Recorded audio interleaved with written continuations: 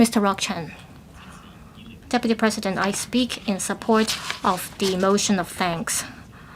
I would like to express my heartfelt thanks to the Chief Executive as well as his team in formulating this PA. They have fully incorporated the recommendations and suggestions of different sectors of our community. It has also taken on board the suggestions made by the legislators. The CE managed to come up with a PA that deserves our recognition. One of the major highlights is the Heads of Department Accountability System. It helps further enhance the appraisal mechanism of civil servants. This is in line with the result-oriented approach put forward by the Chief Executive. In order to be result-oriented, we need a highly efficient government, and also we need heads of departments to implement the policies. They are responsible for building an outstanding management team. They have to lead senior civil servants to build an operating and management system that's effective. The establishment of the Heads of Department Accountability System is a highlight of the policy address, and it is praised by many citizens. It responds to public expectations for an improved performance appraisal system for civil servants. It also enhances accountability of heads of department and ensure operational efficiency, and if necessary, external supervision can be introduced.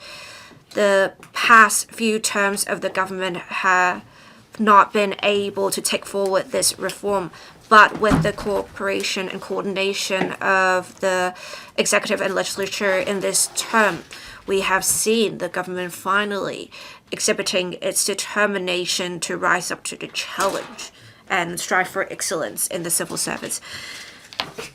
The civil service of Hong Kong are elites, to be honest, and we have seen the civil servants responding to the emergencies when Super Typhoon Regasa hit Hong Kong.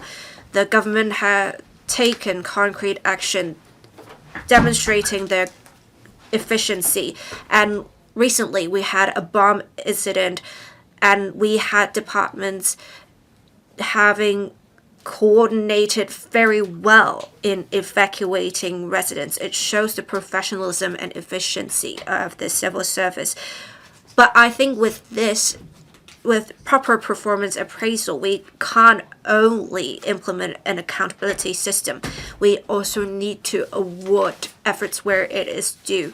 We need to punish those who have made mistakes according to the severity of the mistake, but we also need to award those who have performed very well.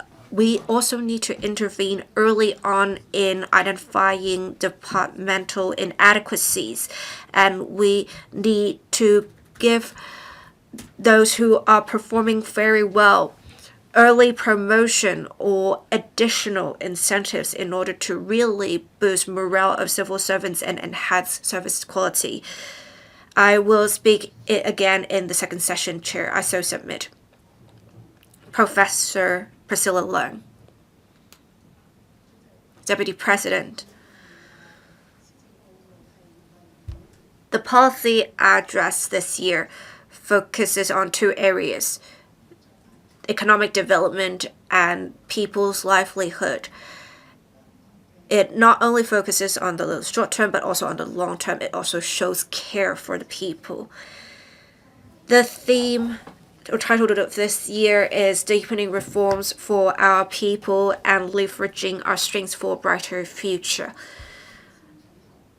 It really shows the focus of the government. It is about removing persistent issues with innovation, and it also shows the government's determination in laying the groundwork for further development. This is the fourth policy address of the current term government. This year is also the last year for the current legislative term. I think this debate offers a great opportunity for us to look at the history of policy addresses of the current term government. In 2022, it is about charting a brighter tomorrow for Hong Kong, because back then we have just passed a national security law and we are just transitioning from chaos to order. 110 performance indicators were set, and some indicators were already set for enhancing efficiency of the civil service. For livelihood issues, there were some guidelines that were promulgated in land, housing, strive and rise scheme, care teams, works in districts, promoting silver economy, trolling for talents, enterprises, and developing Hong Kong as 8 centers: the International Center for Legal Dispute Resolution, International Finance Center, International INT Center, etc., to dovetail with national strategies. Between 2023 and 2024, the SAR government has been actively trying to promulgate different measures to safeguard national security, promulgating legislation for Article 23, taking forward what should have been done 26 years ago, making an important step in safeguarding national security, protecting the south gateway of the country. On livelihood issues, there were measures on cross-boundary health care, housing, and the establishment of the International Legal Talents Training Academy. We have seen significant outcomes. I will reserve the education side of things in the relevant session. In 2024, we have seen the working group on patriotic education that actually has the participation of the Deputy President. We also have the working group on promoting silver economy established to develop new growth engines for Hong Kong. We have seen the SAR government making significant achievements in safeguarding national security, for example, and public safety and other areas. I really need to praise the efforts of government officials. I will give you at least 90 marks for your efforts. Now, this year, the report of the 2 sessions for this year promulgated 3 development directions for Hong Kong. One is to safeguard national security. We need to be the southern gateway of the country, and we need to make sure we are safeguarding security for the country. We need to deepen international cooperation and leverage on our diversified advantages. And the third and a new direction promulgated this year is to work with mainland enterprises to go global, develop international markets, and show to the international community we are a successful example of the implementation of one country, two systems principle. It benefits not only Hong Kong and Macau, but also the country and eventually the world, because it demonstrates to the world that peace is possible. President Xi said several times we are a developed economy, and we are very honored to be supported by the country with the one country, two systems principle and various advantages. We are fully able to leverage our role. But we also face some challenges. We have only several key pillars for development of industries. We are lagging behind in upgrading and transforming. We face significant risks. We also have an aging population. We will have significant public expenditure spent on the relevant area in future. So we really need to start developing silver economy. And in this year's policy address, I can see that the government attaches great importance to the issues. I think it's about having to actively make sure we adhere to the 79 new performance indicators. It is also about long-term planning. We need to make sure we show care to the people when we take forward the various measures.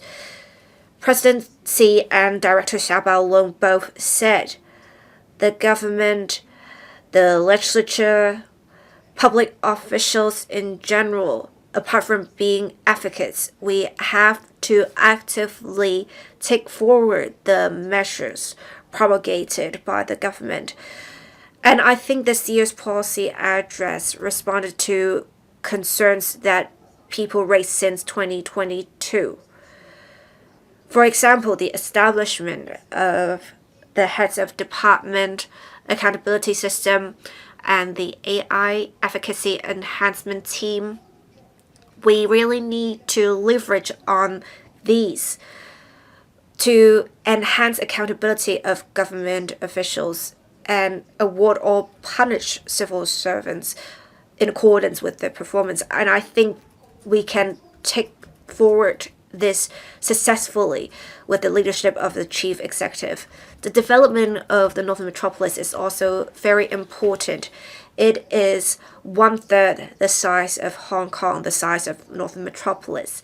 We have the chief executive taking the lead to remove administrative restrictions and promulgate dedicated legislation for the development of Northern Metropolis. I think this is very important. Hong Kong is a society based on very much its solid legal foundations, and we need laws to lead the way and instill confidence in people to allay people's concerns on them potentially inadvertently breaching the law. I would say Hong Kong's role in the legal field has been very important, and we have seen significant achievements in this area. We are nurturing legal talents. We have also seen the country taking on board some of my suggestions, such as to create a brand for the legal sector of Hong Kong in 2023, and there should be coordinated development in the legal field and other areas in the Greater Bay Area. We really need coordination in order to expedite our progress. We also need to make sure to nurture talents in the legal field. With the removal of administrative restrictions, it is very important. I understand that there is a lack of talents in the law drafting division, and I think they've recently removed some of the entry threshold so that we can recruit talents in law drafting. And this is not limited to within the DOJ, because the DOJ would be helping other departments as well. Low altitude economy is also something that we've seen significant development in the past few years. If we don't have laws paving the way, it will not facilitate development. We have seen 15 years ago the country promulgating relevant legislation already, and in future we have to look at space economy as well. We really need to have the relevant legislation before we take forward the other aspects of development. So laws are very important. We really need to also do more in development in the Greater Bay Area. We actually enjoyed great benefits with the development of the Greater Bay Area. With the support of the central authorities, we have seen in this year the IO Med headquarters being set up in Hong Kong. We have also seen Hong Kong invested enterprises in the mainland being able to make use of Hong Kong laws to resolve disputes, and this was piloted in Shanghai. We have also seen in the free trade zones of the country Nansha and Shanghai, we have enterprises from Hong Kong and overseas benefiting from the development of arbitration. And important cases can be forwarded to Hong Kong for mediation. We are really leveraging on our characteristics and advantages so as to integrate into the development of the country. I think we can do more in improving the laws. One, the country has already given up its special treatment in the WTO, but there is still solidarity with other developing countries in the global south. I told you early on we have various advantages, and one of them is Hong Kong being a free economy and the one country, two systems principle. We can really help the country, and we should dovetail with national strategies. Hong Kong has prospered through many years. If we do more, we can recruit capital and talents, and we can be a destination that attracts international capital. I so submit. 主席， Mr. Ambrose Lam. Madam Deputy, time flies. This motion of thanks debate is the last one of the current term Legislature.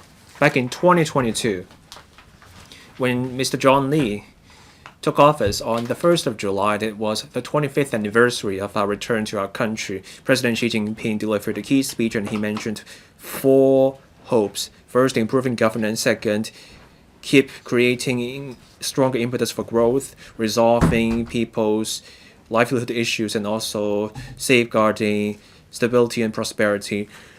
The world is confronting changes of a magnitude unseen in a century. We have to reconcile development and the economy to meet the needs of the times. Over the past 3 years, LegCo has witnessed how our government officials implemented President Xi's instructions. I give credit to the government for this. We have improved our electoral system and also our district governance system.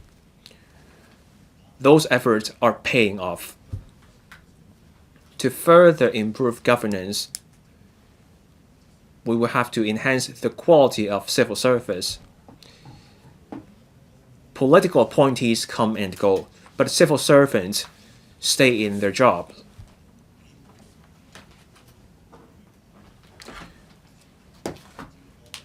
Good policies can never be implemented as long as the civil servants are reluctant to do the job. The policy addressed this year proposes an HOD accountability system and a more vigorous civil service appraisal system. That's about improving the civil service. Civil servants have to get the day-to-day operation of the government right. They also have to implement policies. When something goes wrong, heads of departments have to find what went wrong to ensure policy implementation. With the PA's measures, we will see better governance and we will see better policy implementation. But the government must be vigilant over time. Any reform will offend the vested interests, and this will undermine stability. With interference from foreign forces, that will get in the way of our reform. A certain major country in the West threatened tariffs. That country is disrupting the global trade order and also starting color revolutions. The anti-China forces are gradually released from prison. A consul general has met with these disruptive people. In the next 2 months, we will see the general election for the Legislative Council. The government must remain vigilant to what's going on and take timely action to safeguard social stability. Madam Deputy, I will stop here for this session. Mr. Tony Tse.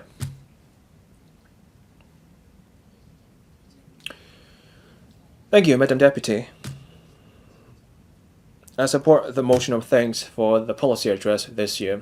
I thank the government for adopting the suggestions from G19. We had 8 proposals. All of them are adopted. I called for a reform of the civil service to improve governance and improve government efficacy. That's adopted.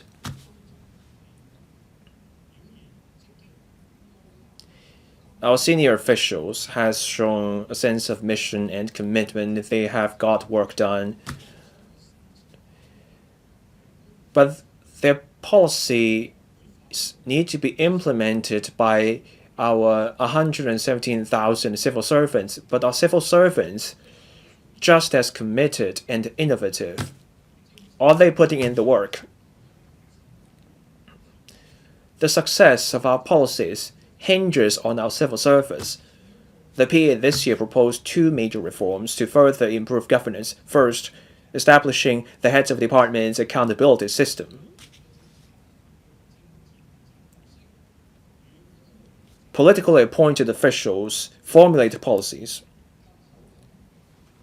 Civil servants implement policies. We now integrate the 2 kinds of accountability systems. When something goes wrong with the civil service, we find out what went wrong, we find out who the culprit is, and then we look at the gravity of the offense. There will be disciplinary or administrative penalties. There can be warnings, reprimands, denial of incremental jumps, dismissal, or retirement in the public interest.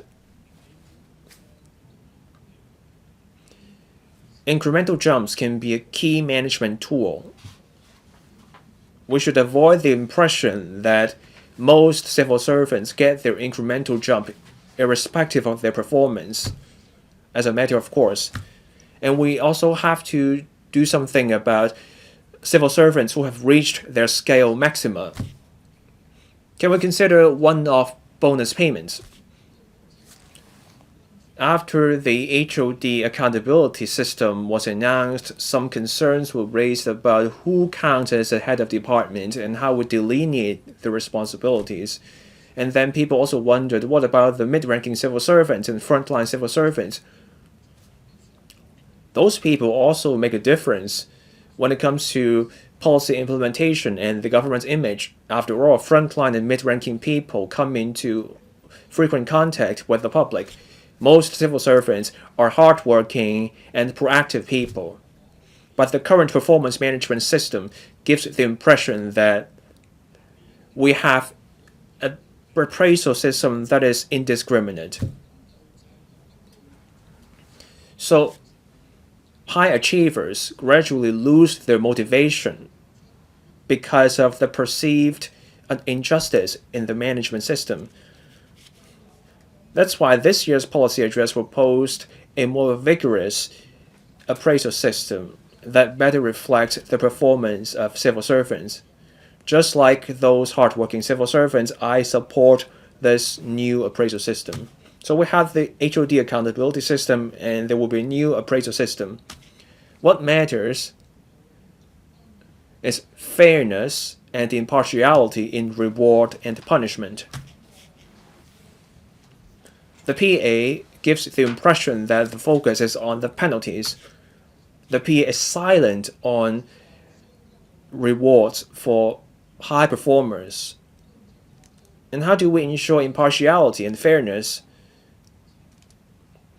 How do we make sure people don't just resort to currying favors with their superiors? I will stop here for this session. Mr. Benson-Look. Thank you, Madam Deputy. The policy address this year is about deepening reforms for our people and leveraging our strengths for a brighter future. The BPA and I agree that the PA this year reflects industry concerns, and the PA will improve governance. We see substantive measures that will improve people's lives and foster economic development. I give credit to the government for this. The BPA submitted more than 100 suggestions to the government. More than 90% of these ideas have been adopted in the PA, and these ideas include the northern metropolis, the yacht economy, island hopping, letting dogs into restaurants, and also fostering the aviation and aircraft recycling industry. I thank the government for being responsive.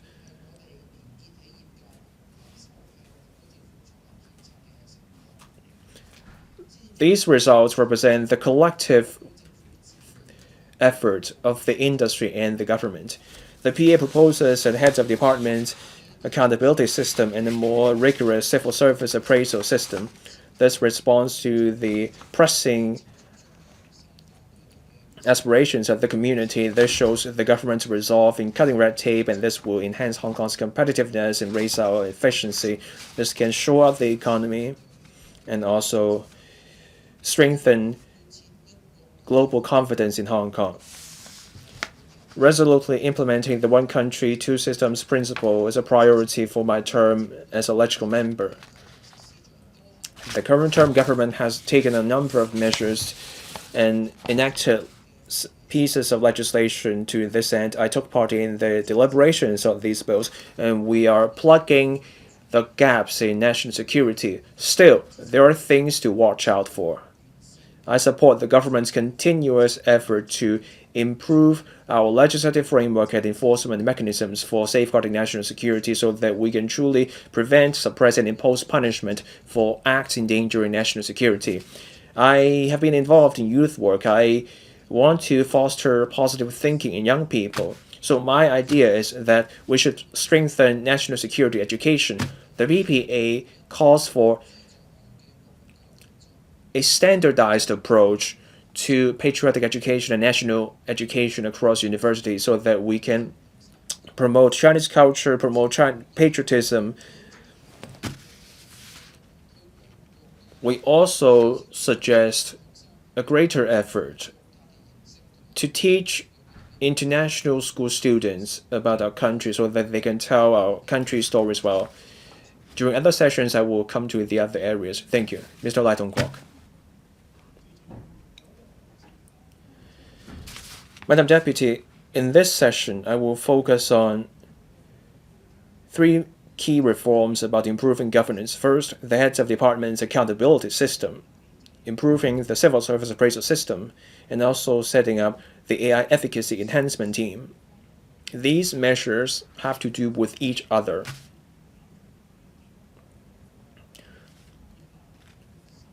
They reaffirm the government's result-oriented approach.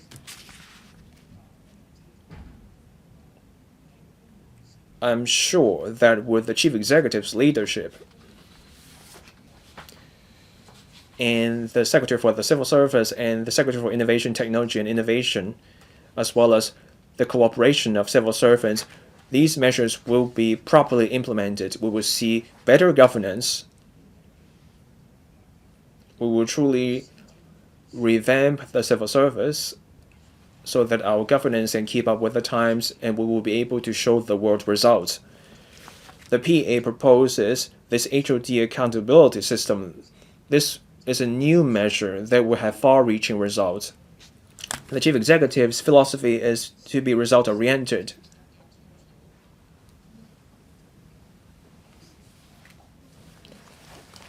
Policy formulation matters, but success in policy delivery depends on the will in implementation. Political appointed officials formulate policies. Heads of departments lead, direct, and oversee as well as improve policy implementation. Their judgment, response, and broad-mindedness and skill have a direct impact on the success of policy execution. More and more tasks are on the plate of the government. the government has a huge structure and there are all kinds of overlapping functions. So over time, silos emerge.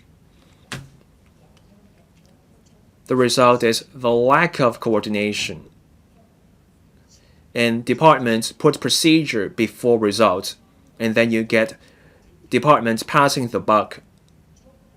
Procedures become straitjackets. Procedure compliance is prioritized over results, and civil servants take a literal approach to interpreting rules. People simply follow the practice without understanding why, and that leads to inflexibility and inefficiency.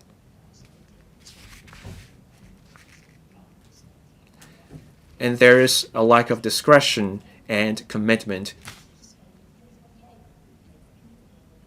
When things go wrong, people don't care about which department is at fault.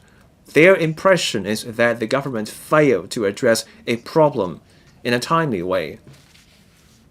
So the HOD accountability system is truly a targeted measure. It's about getting the responsibility clear. The accountability system should be based on big picture thinking. A head of department is more than just the leader of a single department. Different departments need to work together. They need to adopt big picture thinking. Accountability isn't just about finding who's at fault when something goes wrong. What we need is proactive leadership and a proactive mindset in resolving problems so that departments cooperate with each other. The PA also proposes a two-tier investigation. General problems can be reviewed and investigated by a head of department. For bigger problems, you have an independent investigation mechanism. This can ensure fairness and impartiality so that accountability won't be just something on paper. The Public Service Commission will be involved in these investigations. This can ensure fairness and also steadiness as well as judgment. Accountability is more than punishment. It's about institutionalizing management to improve public administration. The government should come up with key performance indicators for each department. Results should be announced from time to time so that accountability is based on data and facts so that the community can see the government's sincerity and resolve to reform its institutions. The second reform about the civil service is a new appraisal system so that we reward good performers and penalize underperformers. Civil service is the backbone of policy implementation. We have a dedicated civil service, but as with any system, failure to keep up with the times will lead to a departure from the realities. When good performers and underperformers get the same treatment and the same promotion prospects, you end up with bureaucratic inertia informed by risk aversion. Good performers and slackers get the same rating.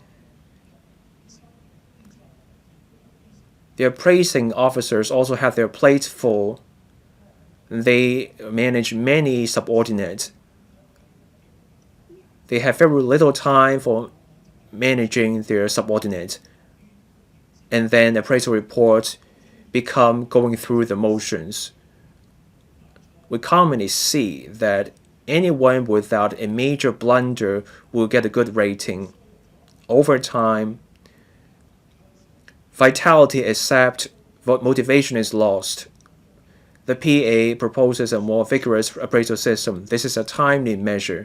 The new system should aim to achieve greater, fairer ratings.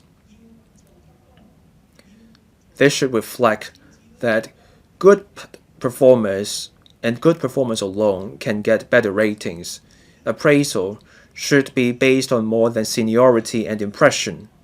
There should be quantifiable outcomes and objective standards. For example, project outcomes, public satisfaction, innovative ideas and leadership, etc. Appraisal results should be linked with pay rise increments so that good performers can be recognized and encouraged through this system. For those who persistently perform poorly, they need to receive guidance to ensure that the entire civil servants team can continue to be proactive. This kind of reform is to ensure that assessment and appraisal will no longer be just a formality. Instead, it should be able to encourage the civil service team to do better. Also, reforms should go hand in hand with the accountability system.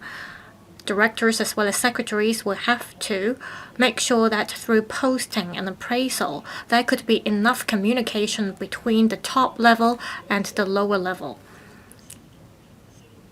Accountability system as well as the appraisal mechanism can help the government yield better results. I hope that in the coming year, the government will consult the relevant stakeholders, including the civil service unions, as it formulates the concrete proposal for the accountability system. It should take on board the experience to enhance the system, and at different stages, it should report to the public about the progress.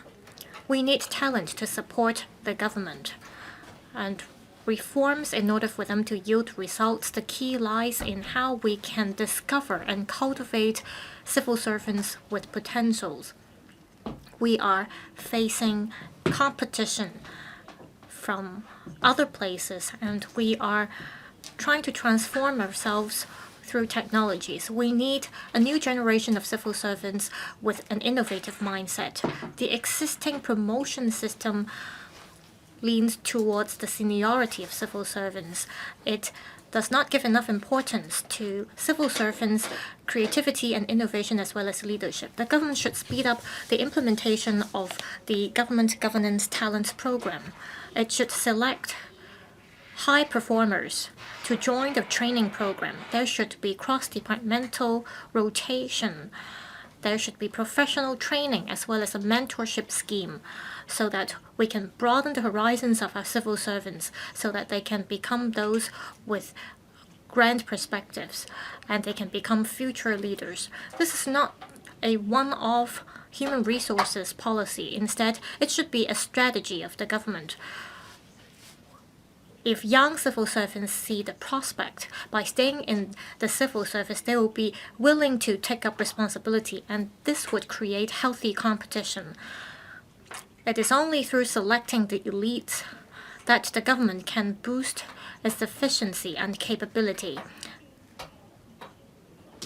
In order to boost government efficiency, we need to fully adopt AI, and we need to re-engineer the work process. The PA proposes setting up an AI efficacy enhancement team. This is an important step. Using AI is not about replacing human civil servants. Instead, it helps unleash manpower so that civil servants can focus on making analysis as well as policy making. The Census and Statistics Department has been making use of AI to process trading data. And the hotline 1823 has also adopted the voice recognition technology to reduce the time to reply to inquiries. All these examples show that we can make use of AI to more accurately and more speedily deliver public services. The key is about how we can roll out comprehensive reform at all government levels. The Efficacy Enhancement Team should focus on restructuring internal government departments and work processes. It should look into how the government can make use of AI. We should use the Immigration Department or departments responsible for housing as well as social welfare to try using AI first. At the same time, the government should set KPIs. For example, how much time can we save by using AI? How much human error could we reduce by using AI? Also, the AI Efficacy Enhancement team can also invite members from the academia or the market to join the team so that we can keep being innovative as we adopt technologies. We need government as well as community collaboration to promote the use of technology. We need a civil service team that attaches importance to talents as well as innovation. This is to help implement the appraisal mechanism. AI is going to be a major tool. If we integrate all these, we can form a modernized governance structure. This will allow more resolute policy making, more transparent appraisal mechanism, and a better elite selection process. AI will inject new impetus to the government. If the government insists on reforming and take forward the reforms in a pragmatic and open and transparent manner, members of the public would be able to feel the efficiency of making use of AI. Moving forward, I believe that the government will be able to adopt a broader perspective and display a stronger determination in realizing the reforms so that reforms can be taken forward more speedily and that we can see better service quality. The government will stick to the result-oriented approach. It will make use of technology and lay a solid foundation for the future development of Hong Kong. I so submit. I support the motion. Dr. Hon Starry LEE. Thank you, Deputy President. On deepening the synergistic development of the GBA as well as promoting GBA development, there have been dedicated chapters on this in this year's PA. As we take forward the development, we need to harmonize rules within the GBA. It is an important strategy of the GBA, and the success of the GBA lies in whether we're able to facilitate the flow of people, goods, capital, and information. Under one country, two systems, we face challenges as we try to deepen the collaboration within the GBA. We need to remove barriers and converge roles. This is not just a technical part of the strategy. It is crucial to whether we can yield success. On legislation, it's an essential part. There are 3 legal systems and 3 tax zones in the GBA. So therefore, there are differences in terms of our rules and regulations, and this increases the cost for cross-boundary flow of data and people. For example, we need mutual recognition of professional qualification. We need a clear legal framework for the dispute resolution system. Without collaboration, we won't be able to achieve synergistic development among the GBA and create a fair market. Therefore, we need infrastructure, that is to ensure that there are rules and regulations that are harmonized. We need this mechanism in order to remove barriers.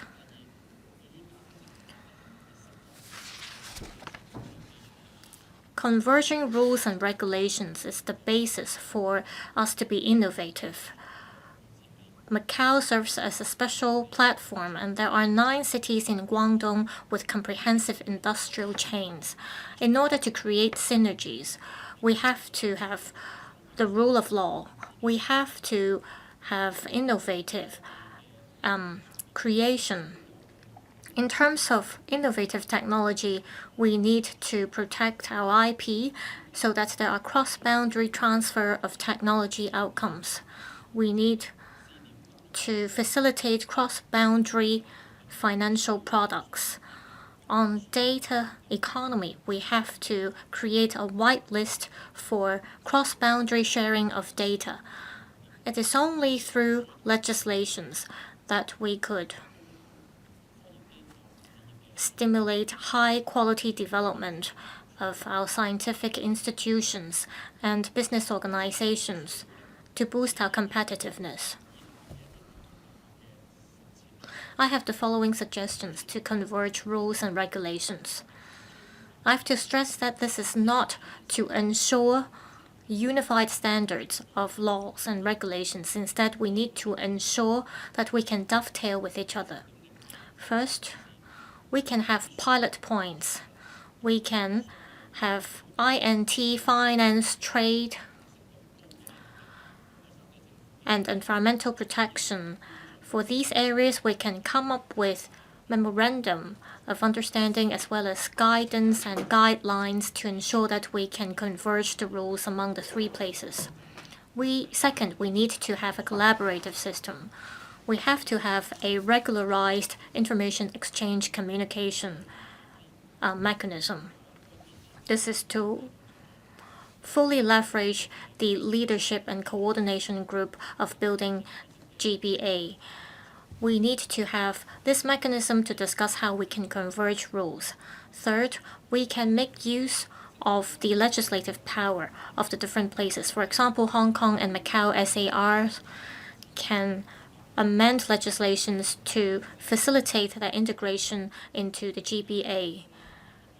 At the same time, Guangdong can, through local legislations and through pilot schemes in cooperation zones, try out the new rules and regulations. Fourth, there should be a diversified dispute resolution mechanism. This can help address non-litigation disputes, and this can also promote the arbitration and rulings in the three places. This can offer better legal protection for people in the Greater Bay Area. All in all, rule of law construction is crucial to the development of the GBA. We need wisdom as well as the courage to reform in order to jointly build a system that meets international standards. It is only by doing so that the GBA could be elevated from a Bay Area to an international Bay Area cluster. It can also create synergy with the Northern Metropolis. On the specific contents about the development of Northern Metropolis, I will talk about them in the next session. I so submit. Professor Lau Chi-Peng. Thank you, Deputy President. I would like to express my support for the motion of thanks. I would also like to speak on promoting patriotic education in this session. This policy address talked extensively about how we should promote patriotic education. I praise this, and we have seen the government setting up last year a working group on patriotic education. We have actually the Deputy President being the deputy head of the working group. The working group has done much in the past year, and this year marks the 80th anniversary of our victory against the war of aggression, or of Japanese aggression, and the World Anti-Fascist War. Under the leadership of the Chief Secretary, we have seen the working group do much. We actually visited many war relics of the war. One of the major relics was about how after the UK British Army had surrendered, things were really tense in Hong Kong. We had hundreds coming from the north to Hong Kong, and some of them are important talents in culture, and we had to rescue them, and that was exactly about how the cultural celebrity rescue worked. So the 80th anniversary of victory in the Chinese People's War of Resistance against Japanese aggression. For the commemoration of the anniversary, we had many volunteers, teachers to tell our young students about this part of the history and the war relics. In paragraph 23 in particular, the chief executive said the SAR government will work with Shenzhen to have this red resource route for cultural celebrity rescue. This is a new route. I very much welcome this. Let me say this part of the history is very important, that had never happened before, and we hope that in future it will not happen again.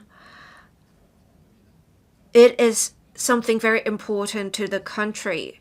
If we don't talk about it, it will be forgotten in history. So we should take this opportunity to really rehabilitate the different relics along the route.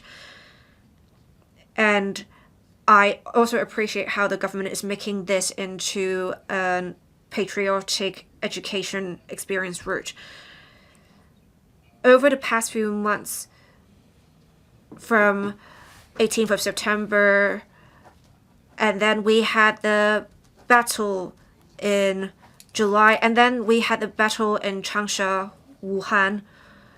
We had many battles along the route in China. We had some major battles. So we had some army battles, but we also had smaller scale battles that involved the people. So it is in the national anthem that said when it is the times of the worst part of the war, we had to make our last cry, and we have to really stand up. That's what it meant. And before, in history, we did not have convenient communication systems. And in the history of the war of the Chinese people against Japanese aggression, we had never had armed forces join the Japanese army, betraying the people and the country. But it is, as the national anthem said, it was the worst times for the country. We almost lost our country. But this is just a part of the history. Let's look at the present and future. We are at present enjoying peace, so there may be people who forget how difficult it was for the country back then. We need to understand the difficulties we face right now may not be those we face in the 80s, where we face the risk of war.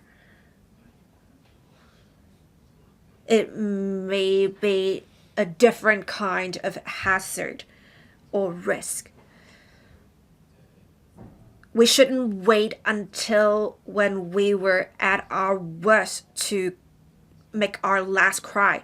We should start early. We should have patriotic education to nurture awareness in the youngsters of Hong Kong. I think it is a very important issue, which is exactly why we're discussing this in the first session. I think rehabilitating red resource routes that exhibit war relics is very important. We also need to recognize the fact that we are an important city that made contributions to the country.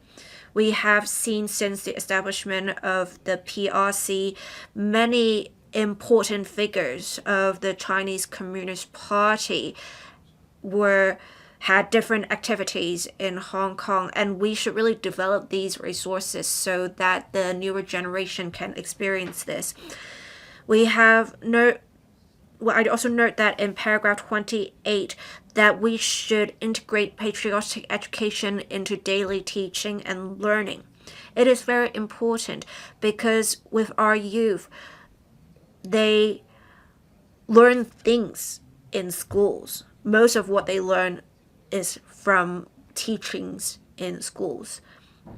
With the experience roots relating to the founding history of the country, I understand that the government is already working on the roots, but I want the government to consider starting the roots in Hong Kong.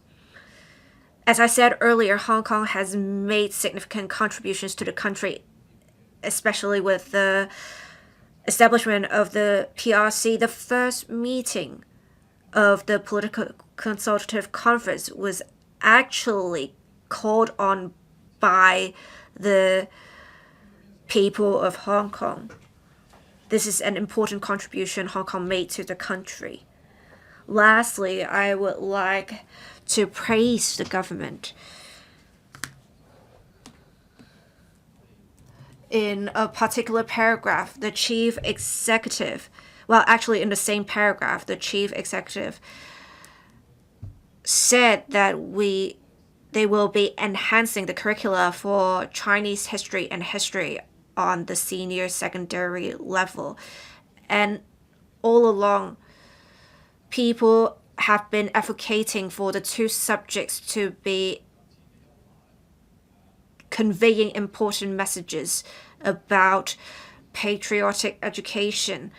And we have seen the government honestly not doing much in this regard, but with this year's measures, if we can make use of the two subjects to promote patriotic education, that will be an important step forward. But let me also say this, for the enhanced curricula of the two subjects, I want to suggest that for implementation, for the teachers teaching the two subjects, they should be provided with targeted training to tell them about the important points that they should mention when teaching students the subjects. We also need to strike a balance between learning about the subjects and promoting patriotic education. We should not make the two subjects too difficult that the students will think it's too difficult that they will not want to take the subjects. I will continue my speech in the other sessions. Thank you.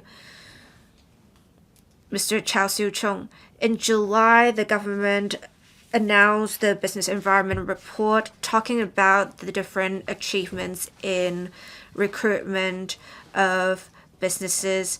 We have seen record-breaking numbers for the overseas companies setting up headquarters or operations in Hong Kong, and they have made an additional $160 billion in capital investment.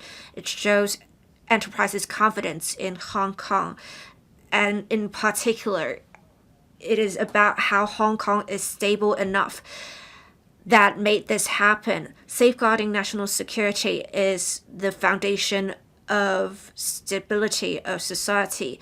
And I think promoting the healthy development of labor relations is also a part of it. We need to have one country before we can leverage on the advantages of the two systems.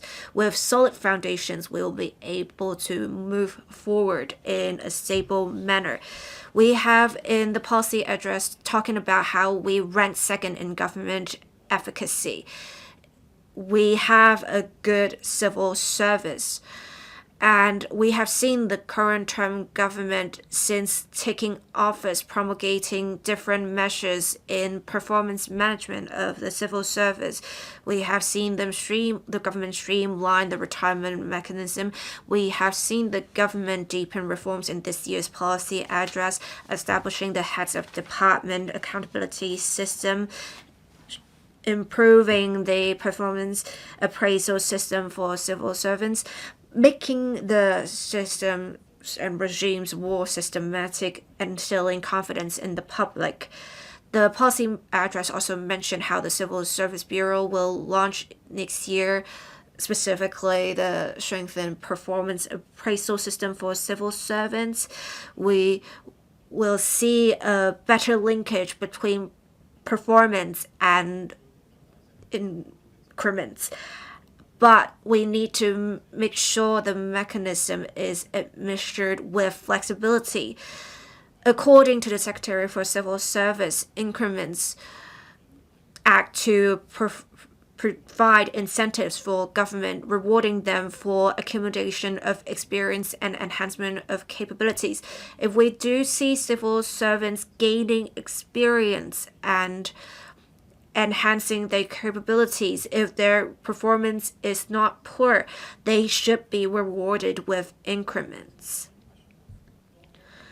I would also say this: when civil servants accumulated adequate experience, when they have reached the maximum pay point in their rank, they will not be awarded with increments. So I think increments should not be seen as incentives for only those who have performed well. If only those who are seen as outstanding, only they can be rewarded with increments, this is against the policy intent. I really hope that the government can be prudent in dealing with pay and benefits for civil servants so that we will not hurt the morale of civil servants. I so submit. Mr. Michael Lee. Madam Deputy, I want to focus on patriotic education and deepening Greater Bay Area development in this session. The policy address proposed a number of measures on patriotic education. The mainland's facilities on patriotic education will be part of the basis for our students who can visit those places. I support this. Last year, we support the working group on patriotic education with Dr. Starry LEE as the leader. That working group has been promoting patriotic on all fronts, and we have been fostering affection for our country. The achievements speak for themselves. The Liberal Party gives credit to the working group for this. But that's just the first step. People in Hong Kong are part of the People's Republic of China. Loving our country is only right for us. It's just like the ties with the family members and friends. It comes to us naturally. We all see the importance of patriotism, but this working group should not be complacent. It has to keep up its work on stepping up publicity and education, on patriotic education for schools at all levels and universities. The government should come up with a new curriculum for patriotic education, incorporating modern Chinese history, in particular the history of the Communist Party of China, and also the history on our constitution and the basic law. We should be teaching students the history of the Communist Party of China's evolution and the party's contribution to our country. After all, the CPC is our country's ruling party. We cannot understand our country without understanding the ruling party. The Western media have deliberately demonized our country's ruling party. That's all the more reason for us to give our students a proper understanding of our country's ruling party. Our country was dirt poor. Now it is rich and prosperous, and we have achieved victory in lifting people out of poverty. Our country is now growing in global influence, and it's working on the next centennial goal. For that, we will need more exchange tours. We need more exchange tours for teachers and students to the patriotic education bases in the mainland. For teachers, we need more training on teaching Chinese history and geography so that everyone can see what a magnificent country our nation is, and that can foster national identity. We can also have vans, trucks visit different districts. We can have films, drama, night vibe activities, short drama, micro drama, Facebook posts, Let's use all those options to tell our people about our country's latest development. This year marks the 80th anniversary of the victory over Japanese aggressors. We can do free screenings for people. We show them films on this war. We show them the passion, the sacrifice our compatriots made back then for the stability we have now. And now turn to deepening the collaborative development of the Greater Bay Area. On people's lives, the PA proposed continuous enhancement to Payment Connect so that the cash benefit can go to the seniors spending their days in Guangdong and Fujian. The money can go straight to the designated mainland account of those seniors. This measure will make life easier for seniors from Hong Kong staying in the mainland. Hong Kong is a core in the GBA. We are leading the development of the GBA. We play a crucial role in our country's reform and opening up. That's why we need to deepen the ties with other cities of the GBA. We should strive for coordinated development, and that's crucial to high-quality development. That's why the HASAR government should drop our siloed mindset. We shouldn't be just thinking about ourselves only. The Northern Metropolis will be a core business district. We should think in broader terms. We need a broader vision, a broader perspective. Let's talk to other cities of the GBA. We should be splitting up our tasks instead of having vicious competition. We should leverage one country, two systems. We use all possible means to achieve high-quality development. We drive industrial upgrading. We foster the flow of people, goods, capital, information. We strengthen interconnection between GBA cities so that we can coordinate our development with the other cities. That way, we grow the pie, and each city can leverage its own strength to serve our country's needs. Look at the industries. Each mainland city has their own specialty industries. In Zhongshan, for example, they focus on lighting. Shunde focuses on home electronics. Foshan focuses on new energy appliances.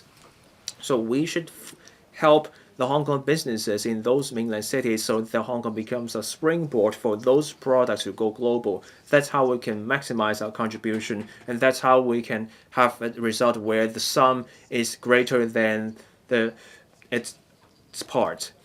I also thank the government for adopting the many ideas of the Liberal Party. As always, the government is implementing the directions of the central government on developing the economy and improving people's lives. We foster Hong Kong's integration into the country. There are different packages and measures in different areas featuring short-term, mid-term, and long-term measures. We plan ahead. We create fresh impetus for the economy. We create fresh opportunities. The Liberal Party welcomes this. I will have more to say during other sessions. Dr. Johnny Ng. Thank you, Madam Deputy. I support the motion of thanks. This is for the fourth policy address of the Chief Executive. The theme is deepening reforms for our people, leveraging our strengths for a brighter future. There are different measures for the economy and people's lives. There is continuity in measures. The PA is also going all out in driving our development. We have achieved some results over the past 3 years. In the years to come, there will be more potent measures to come. We will be able to overcome the obstacles and achieve economic transformation. Implementing one country, two systems and improving governance is a highlight of the policy address this year. The Chief Executive proposed the HOD accountability system, institutionalizing the accountability system. This shows the government's sense of mission and commitment. This will lead to a more efficient civil service so that we can achieve this new atmosphere of going from stability to prosperity and good governance. AI is a key word in the PA this year. In my proposal on the PA to the Chief Executive, I called for greater use of AI in the community and the government.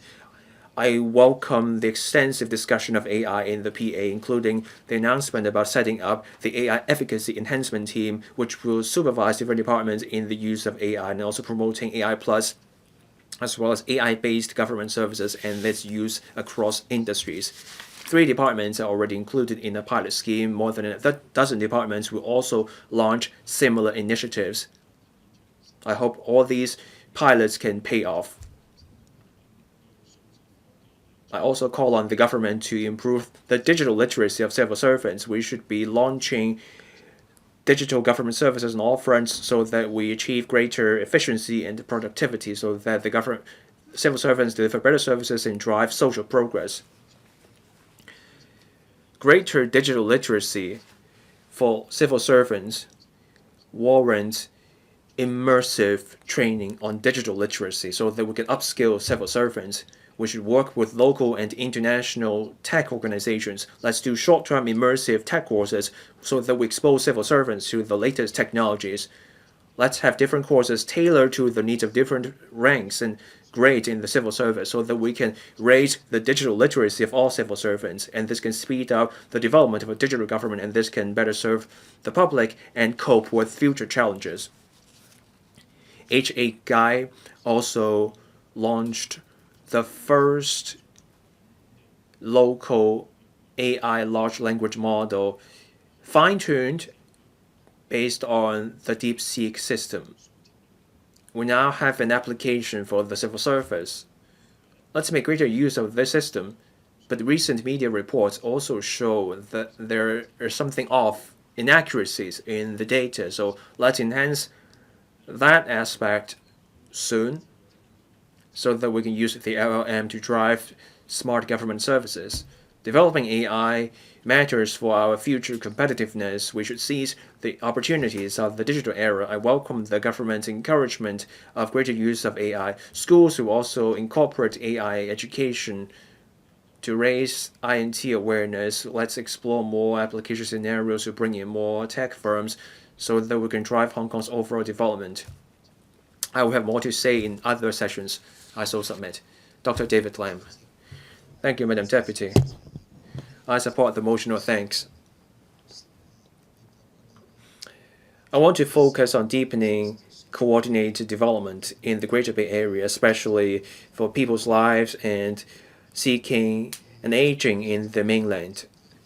Aging in the mainland is becoming more popular. For those with chronic illnesses, especially strokes, they care deeply about recuperative care. There's vast space in the mainland cities of the Greater Bay Area. We can encourage seniors to adopt a more active lifestyle in those cities. But Hong Kong is home to the most advanced technology, research, and we have international services, but we're short on staff and space. So there's much room for collaboration between the mainland and Hong Kong in rehabilitation. We can work together on research. And we can also encourage more Hong Kong residents to receive treatment in the mainland.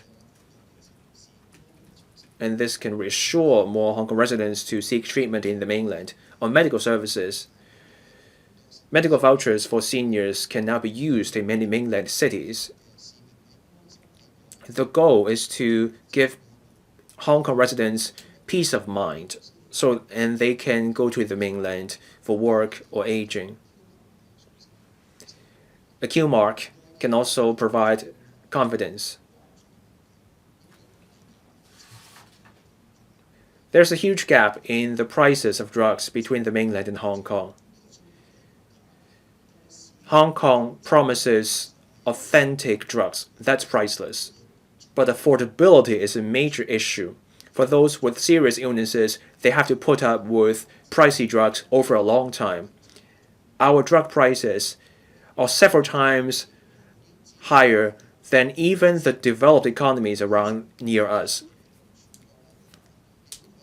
Getting mainland doctors to recognize Hong Kong doctors' prescriptions and give Hong Kong residents an extra option in accessing those drugs in the mainland.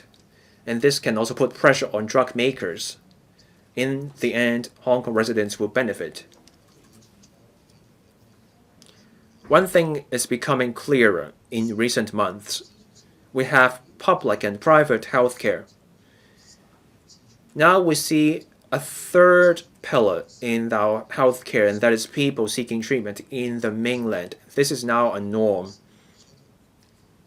It's good value for money,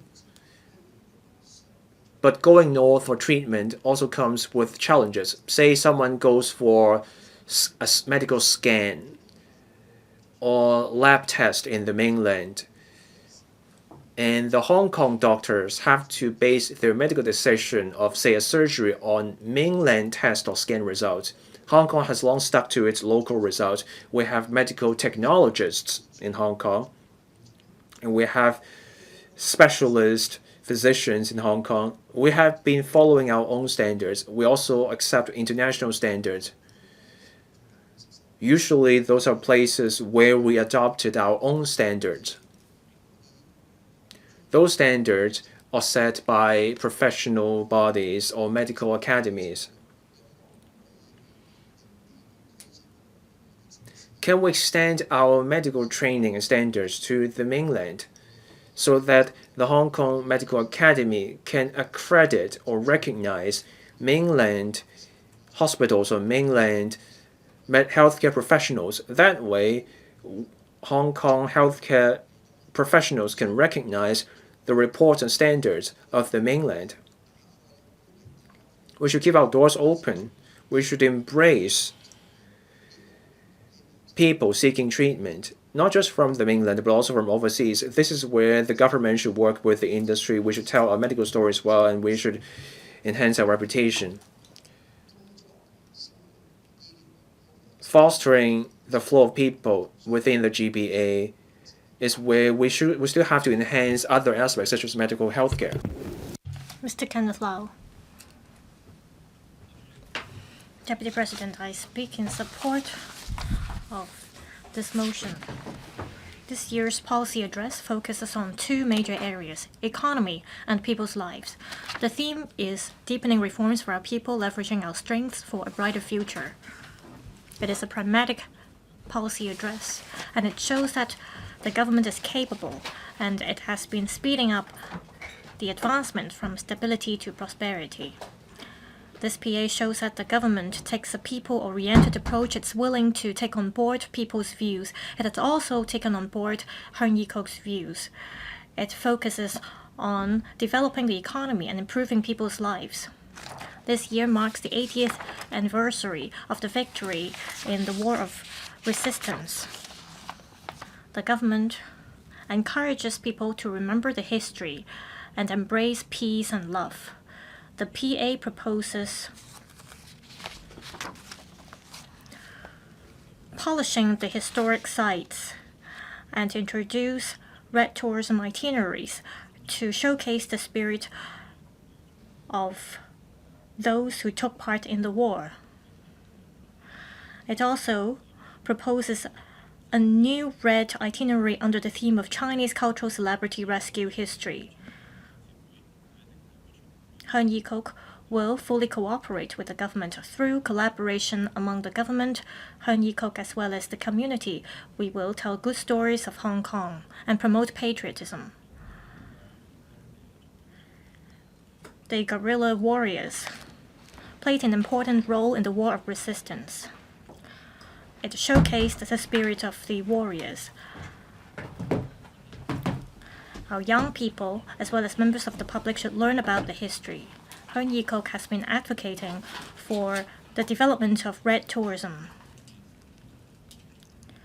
We called for the building of the Wu Kao Tang cenotaph, as well as the cenotaph cluster in Long Ku Tan. This year, in Sai Kung, there was a new cenotaph set up there to commemorate the War of Resistance.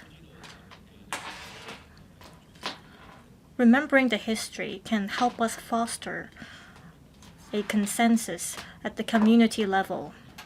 Speaking of good governance, this year's PA proposes a heads of department accountability system. It also proposes a two-tier investigation mechanism and the setting up of an independent investigation panel. This helps institutionalize and systematize accountability. It asks HODs to take up responsibilities. There have been criticisms that senior civil servants are not held accountable. So senior civil servants have been adopting the mindset of doing less means fewer mistakes.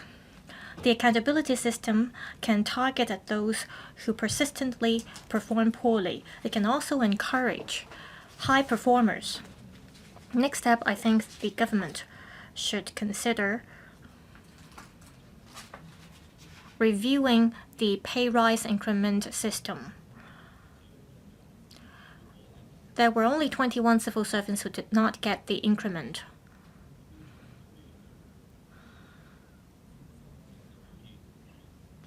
For those who only get a passing score and fails to meet the required performance, they should not be given the pay rise increment. Now I'd like to turn to the development of the Northern Metropolis. Chapter 3 of the PA explains in details about the development of the Northern Metropolis. The Northern Metropolis is going to be the major engine driver. It's going to provide 3,000 hectares of land involving about 500,000 housing units and 500,000 job opportunities. This will inject new impetus to the Northern Metropolis. It will be a place where we see urban-rural integration. Hon has been supporting the development of the Northern Metropolis. We hope that in the course of development, the government can strike a balance between economic growth and secure the tradition of villages. I hope that the indigenous residents' rights could be protected. The CE is going to lead the Committee on Development of the Northern Metropolis, under which there will be 3 working groups. The FS will lead the working group on devising development and operation models. It will explore the private-public partnership model. It will also introduce the BOT model.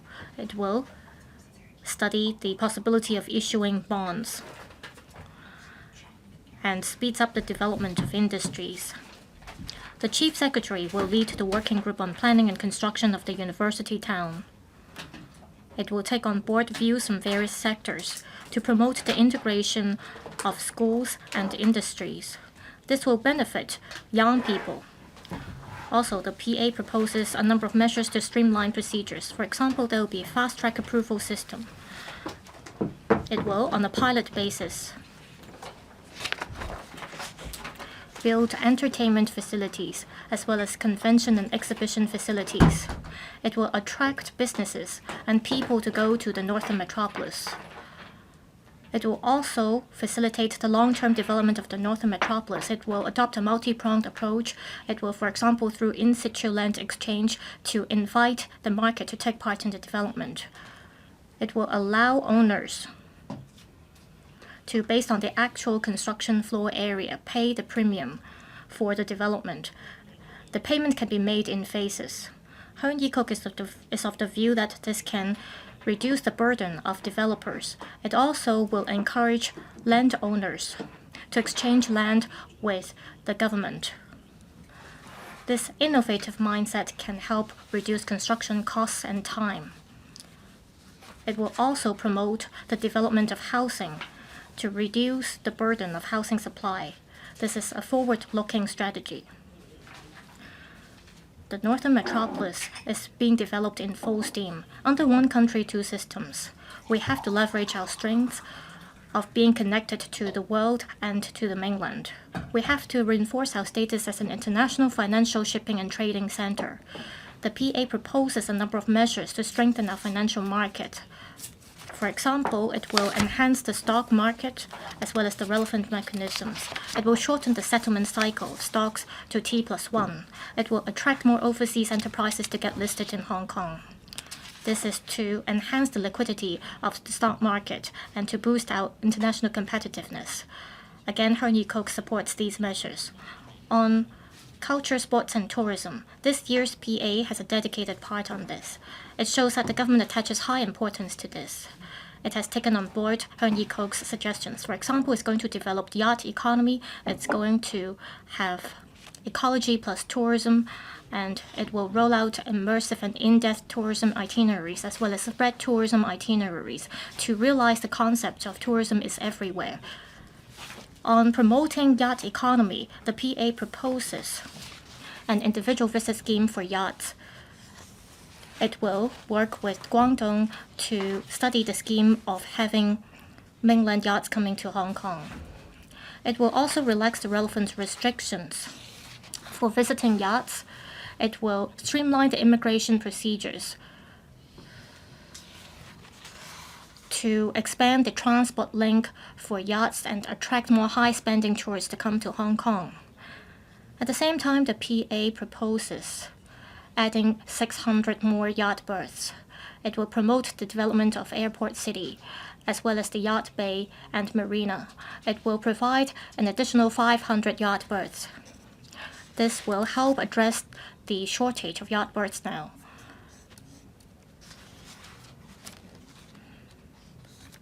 We will see a greater demand for berthing facilities, however. I suggest that the government replan and reconsolidate all the berthing facilities at the typhoon shelters, especially those in the urban areas, to increase the supply of berthing facilities. At the same time, the government should improve the landing facilities to satisfy the demand for yacht berthing facilities. Over the years, Hon Yee-kok has been calling on the government to make good use of the great scenery in the rural areas as well as the historic relics as tourism resources so that we can provide in-depth tourism experience for our tourists and visitors. This year's PA focuses on the idea of ecology plus tourism, as well as characteristic and thematic tourism itineraries. This includes making use of fields and villages, ancestral halls and study halls in the rural areas. This will enrich the tourism experiences of visitors. Through the preservation scheme in Yan Chau Tong, there will be in-depth tourism activities. Mai Po as well as Shuttlecock Sea will be opened up for tourists. This will help enrich and broaden the depth of tourism experiences for visitors. The government has responded to calls for homestay lodgings. It will allow village houses as well as holiday camps to be converted into homestay lodgings as well as community eateries. This will create job opportunities for people in the rural areas and stimulate the economy there. In remote rural areas, because of inconvenient transport links, there aren't many visitors. I hope the government will improve the transport links there. For example, it should widen the roads in rural areas and improve the pier facilities there. It should also have buses, minibuses, as well as ferries going in and out of rural areas to promote the concept of tourism is everywhere. The government should also consider building a low-altitude economy ecosystem.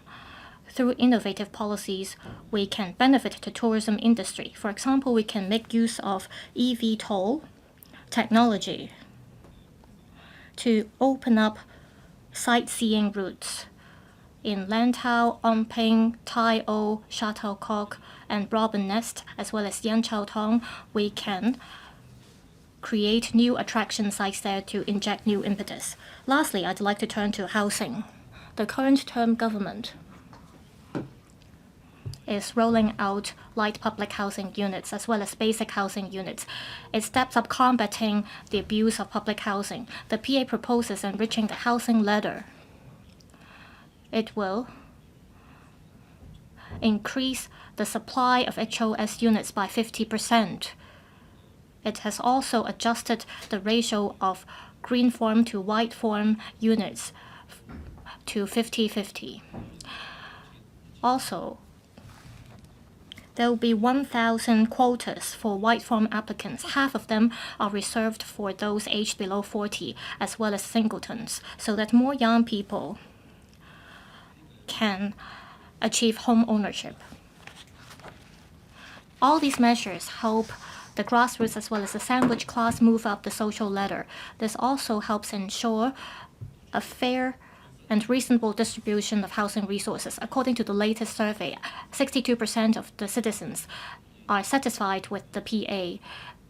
They believe that this PA can help boost their confidence in Hong Kong. We're at the critical juncture of moving from stability to prosperity. This PA shows that we have a capable government who is willing to take up its responsibility. On one hand, we see the government is striving to enhance governance, and on the other, it's trying to speed up the development of the northern metropolis. This is a groundbreaking mindset. At the same time, the government is responding to people's calls to have more policy initiatives in housing, healthcare, education, social welfare, and labor. All these measures help boost economic growth in Hong Kong. It will make the Pearl of the Orient brighter. On behalf of Hon Yee-Kuk, I speak in support of this motion of thanks. I so submit. Thank you. Mr. Zhu Guokeng. Thank you, Deputy President. I speak in support of Dr. Starry Lee's motion of thanks. This debate relates to promoting patriotic education, and I'd like to respond to that. I appreciate the initiatives rolled out in the Chief Executive's policy address in making a sustained effort in promoting patriotic education, promoting Chinese culture, and cultivating among students a sense of patriotism. Now, this is a long-term task for us. We must go broad and go deep on a long-term basis. We should also make a joint effort so that across sectors we can make a concerted effort to promote patriotism in Hong Kong. Now, the inaugural Chinese Culture Festival was held in Hong Kong. There was also an exhibition relating to the general history of China. It was much welcomed by the public, together with celebrations for the National Day and other events. We have a sense of belonging cultivated among the general public, and this is the most important aspect of instilling in a people patriotism. The policy address also proposes other activities to be held in school campuses to enhance understanding of the Constitution and the basic law, as well as training for school ambassadors. Whilst we acknowledge these initiatives, according to some schools, they fail to apply for funding, and that students are disappointed. I urge the government to put in more resources to benefit more students and schools. Starting from 2023-24, the Education Bureau, on an annual basis, would conduct inspection in at least 50 schools targeting national education. Schools are required to submit annual reports. Most schools are able to take the whole school approach and promote national and civic education in different disciplines. So these schools are able to build a very good atmosphere. However, some schools are assessed to have been having inadequacies. Now, of course, investigation is important. We also need to provide incentives to schools that are performing well. I urge the Education Bureau to take a multi-pronged approach so as to encourage schools with good performance to share the experience with others. The Education Bureau also promulgated an enhancement or enhanced curriculum framework last week in relation to subjects such as Chinese history and history for senior secondary students. I truly believe that students will have a better understanding of the country's development and the correlations with Hong Kong's development. Deputy President, while earlier a news program revisited some past reportings, it's called Control F the Truth, and it sparked a lot of debate in society. We should learn from history. Some say that we should just let the matter rest. Some also doubt that this is disrespectful to the persons involved in the incident. Some netizens even said that the reporting was biased. Now, I can't help but recall what is said in the textbook of the history textbook. It suggests that the students should learn to be discerning and exercise independent thinking. So I think we should uphold this principle in teaching our students. Ms. Lillian Kwok. Thank you, President. The Chief Executive delivered the Policy Address 2025, adopting the theme of deepening reforms for our people and leveraging our strengths for a brighter future. Now, the policy address serves as a roadmap for Hong Kong to strive for a vibrant economy, pursue development, and improve people's livelihood, accelerating our advancement from stability to prosperity. I thank the government for adopting the views of the DAB, fellow councillors, as well as the general public. These views are incorporated in the policy address so as to help us integrate into the national development. It also provides policy initiatives for the long-term development of Hong Kong and to improve people's livelihood and provide more safeguard for society. This is a visionary policy address that helps improve people's livelihood. There are a number of highlight measures such as the Head of Department's Accountability System, the AI Efficacy Enhancement Team, the Committee on the Development of Northern Metropolis, and promoting the international recognition of DSE and also tiered care model of our mental health, etc. It shows resolve of the government in taking forward reforms. Now, Hong Kong's future development hinges on long-term stability and prosperity. We must leverage on the advantages of one country, two systems to safeguard national security. The patriotism is a core to safeguarding national security. It also drives our society to be patriotic. So I'd like to focus on patriotic education, and I'd also like to make some suggestions on what should be taken forward by schools. The government has been very concerned about the work on patriotic education. A working group on patriotic education was set up last year to organize exchange tours and visits for students, as well as two-way exchanges between Hong Kong and mainland youths. This policy address proposes further systemizing and institutionalizing patriotic education so that patriotic education goes from just passing on knowledge to cultivating a sense of belonging to the country. The policy address provides for the new education curriculum framework, which entails values education and patriotic education, and all these will be incorporated in different disciplines. And there are also other activities to promote the Constitution and the basic law. All these can, of course, cultivate a sense of rule of law and recognition for the country among students. But I think that we must not be myopic. We should go further, and our students should visit the people's courts and the judicial system of our country so that they truly understand what the Constitution means to us. There are also education activities relating to the war of resistance against Japanese aggression. This will provide first-hand experience for students, and this will cultivate the sense of pride and love for the country. Now, the policy address also refers to optimizing Chinese history subject and the subject of history to lay a good foundation for patriotic education. Our students should learn about the 5,000 years of Chinese history and culture, as well as the history of the Chinese Communist Party and its reforms, so that our students will have more a sense of belonging to our country. They can learn from historical figures such as Yue Fei, Wen Tianqiang, and Chairman Mao, etc.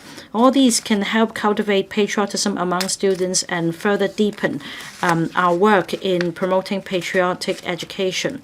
We should not just focus on the form of education. I once visited an experiential school in Jiangxi. The school began to promote patriotic education in 2013. It has a comprehensive patriotic education curriculum framework.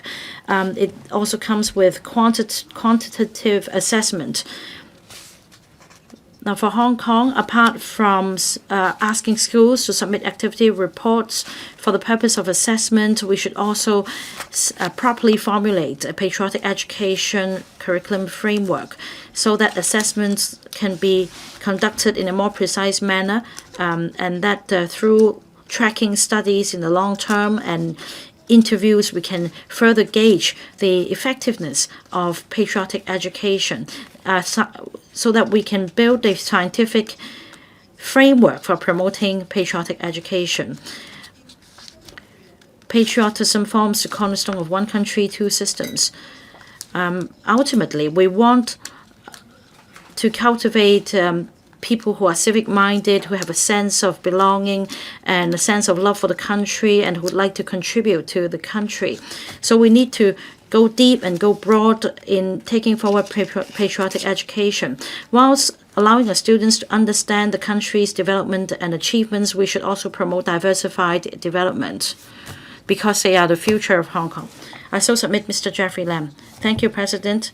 This policy address shows the government's resolve in deepening reform and improving people's livelihood. I fully acknowledge this policy address. We need to steadfastly adhere to one country, two systems. This lays the foundation for our long-term prosperity and stability. The national security laws implementation also provides the cornerstone for creating a favorable and predictable business environment for the business sector. Only when national security is guaranteed will we be able to give play to our unique advantages of being the connector between the world and our country so that our enterprises can focus on business development. Now, under the principle of Patriots administering Hong Kong, we need to promote patriotic education. We need to forge consensus in society and cultivate a new generation of patriots. The business sector is happy to see that a concerted effort will be made to maintain Hong Kong's prosperity and stability. Now, the Chief Executive has proposed the Head of Department's accountability system. I think this is the major highlight in the policy address. There will be clear delineation of responsibilities among the heads of departments, and through the accountability system, the government will definitely be able to enhance the civil service performance. And together with the enhanced appraisal system, we can drive the civil service to scale new heights, and this will further step up or enhance governance in Hong Kong and provide a more favorable environment for the business sector. As for the Greater Bay Area development, the policy address proposes integrated development in the Greater Bay Area. Now, the business sector would like to give its strongest support to develop industries in the Greater Bay Area. And we should also streamline the vetting procedures to provide more facilitation to Hong Kong enterprises and professionals in tapping new markets. The business sector would like to work with the government so that we grasp the unique advantages of one country, two systems and safeguard national security. I believe with a concerted effort, we'll be able to achieve new heights and maintain prosperity and stability. Mr. Edward Leung. President, I'd like to provide my views on patriotic education in this session. We were under the British rule for over a century, and in many ways, we did not promote patriotic education. It was very much neglected, even after our return to the motherland. Now, in the beginning, there was strong objection from the opposition force when the government wanted to take forward moral and civic education. And it also sparked controversies in society. There was an impasse. Now, with Patriots Administering Hong Kong and the Enhanced Governance, we now have a new opportunity to take forward patriotic education. Now, I'd like to give my full support to the policy address in terms of promoting patriotic education. I think time is ripe for us to catch up with what was left behind. We also need to address the shortcomings. Now, President, I studied a master's degree in Tsinghua University, and my thesis was about national education. I compared Hong Kong to Macau SAR. In my study, I argued about the merits of the national education systems in two places. I also put forward some improvement suggestions. Now, one of my conclusions in the thesis is that we had civic education in Hong Kong, but not national and civic education. Even for junior secondary level, the focus was on Chinese history. I don't think the government has ever taken forward national and civic education, let alone cultivating a sense of love for the country among our young people. And that is why when the policy address proposes to promote patriotic education as well as enhancing the relevant curricula, I'm all for these initiatives. Earlier on, the Education Bureau announced the new curriculum framework for Chinese history and history. One of the priorities is to strengthen the elements of Chinese history in the curriculum according to my suggestion. That includes including the establishment of the Chinese Communist Party and also elements concerning the new era of socialism with Chinese characteristics. Chinese diplomacy in the new era has also been made one of the key areas. In the past, we have neglected these areas. As a result, students have very weak knowledge on these areas. I thank the Chief Executive for addressing these issues.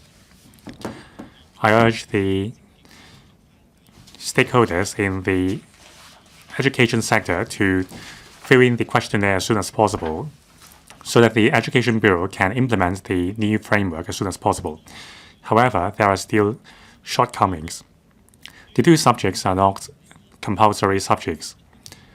There are still areas in which there are insufficiencies. Now, according to the 2024 HKEAA examination report, only 6,316 students took the Chinese history examination, accounting for just 12.5% out of the 65,000 candidates. So for the remaining 88% of students, they will not get to learn the developments of New China. That's why I have made numerous suggestions to the Education Bureau to create an independent, separate national education subject. However, the Education Bureau is still adhering to the multi-pronged approach. As a result, the depth of each subject is not broad enough. Now, for example, in junior primary curriculum, students will only learn about New China in secondary 3. Now, ironically, there are 27 sessions of classes in relation to the old China, and there are 23 in relation to the People's Republic of China. So the focus on the old history is even richer than the contemporary one. Now, concerning the knowledge about the Chinese Communist Party and its establishments, there is very little about it. So I support the direction to reform the Chinese history curriculum for senior secondary students. I think the Education Bureau has to strengthen its work on two fronts. First, providing more incentives for senior students to study Chinese history in secondary school. 2.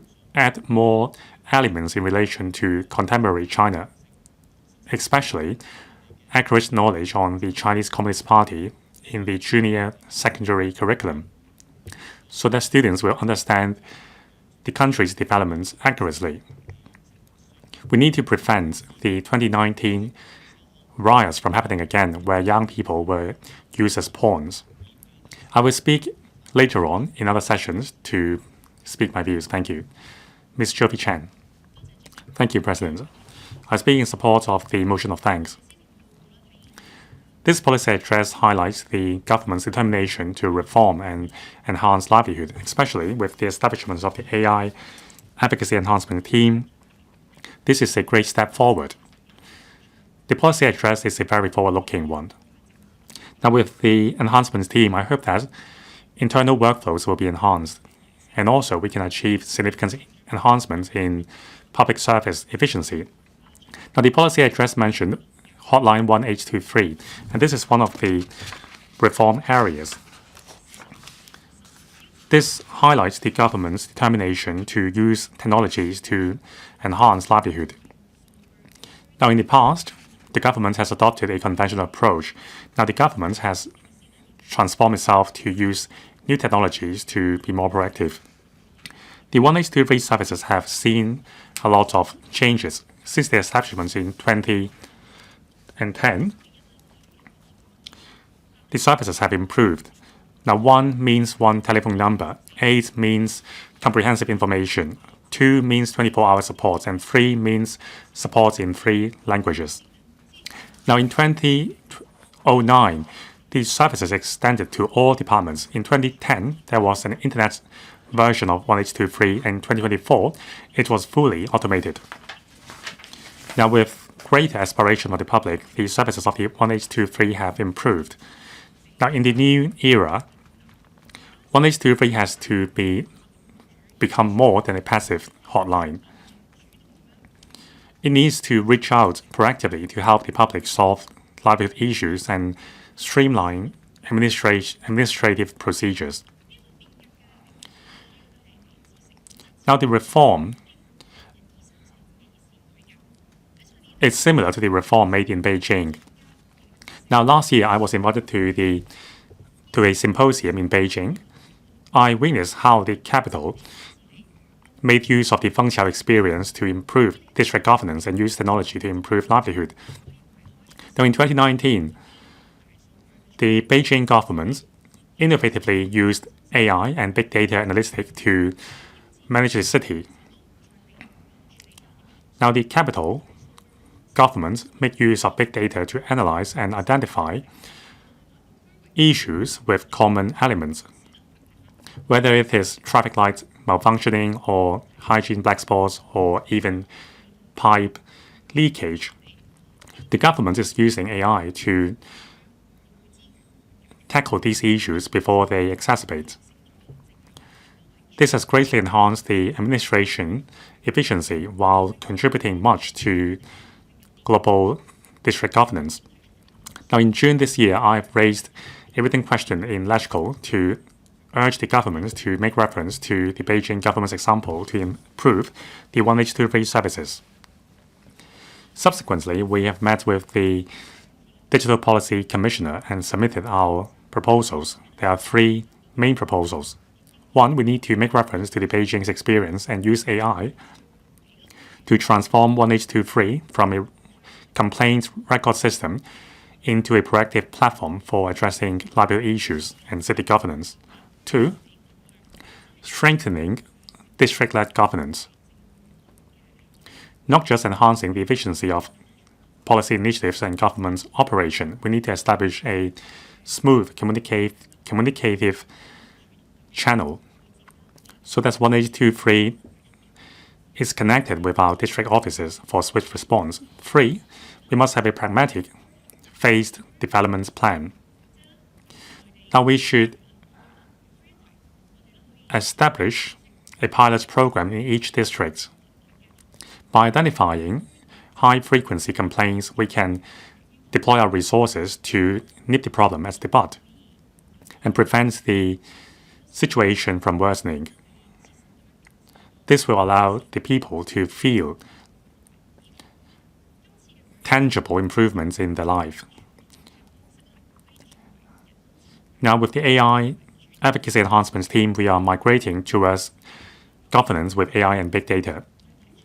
With Patriots administrating the city, we are now moving into a new era.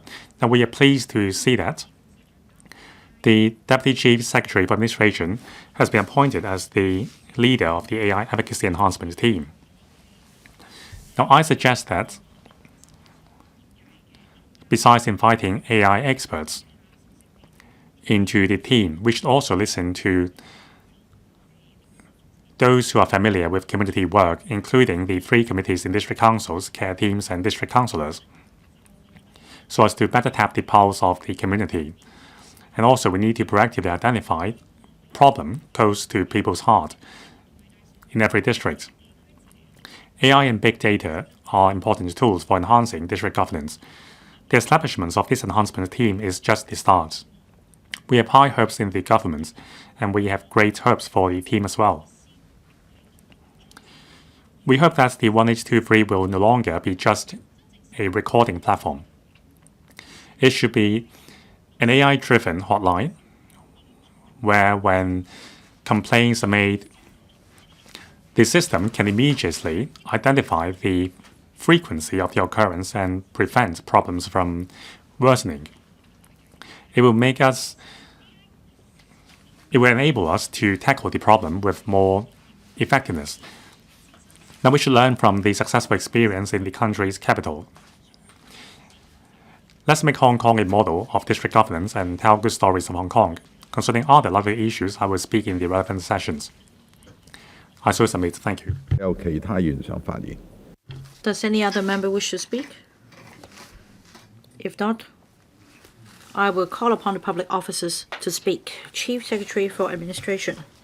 President, I'd like to thank Dr. Starry LEE for moving the motion of thanks and members for their views expressed in the first session of the debate.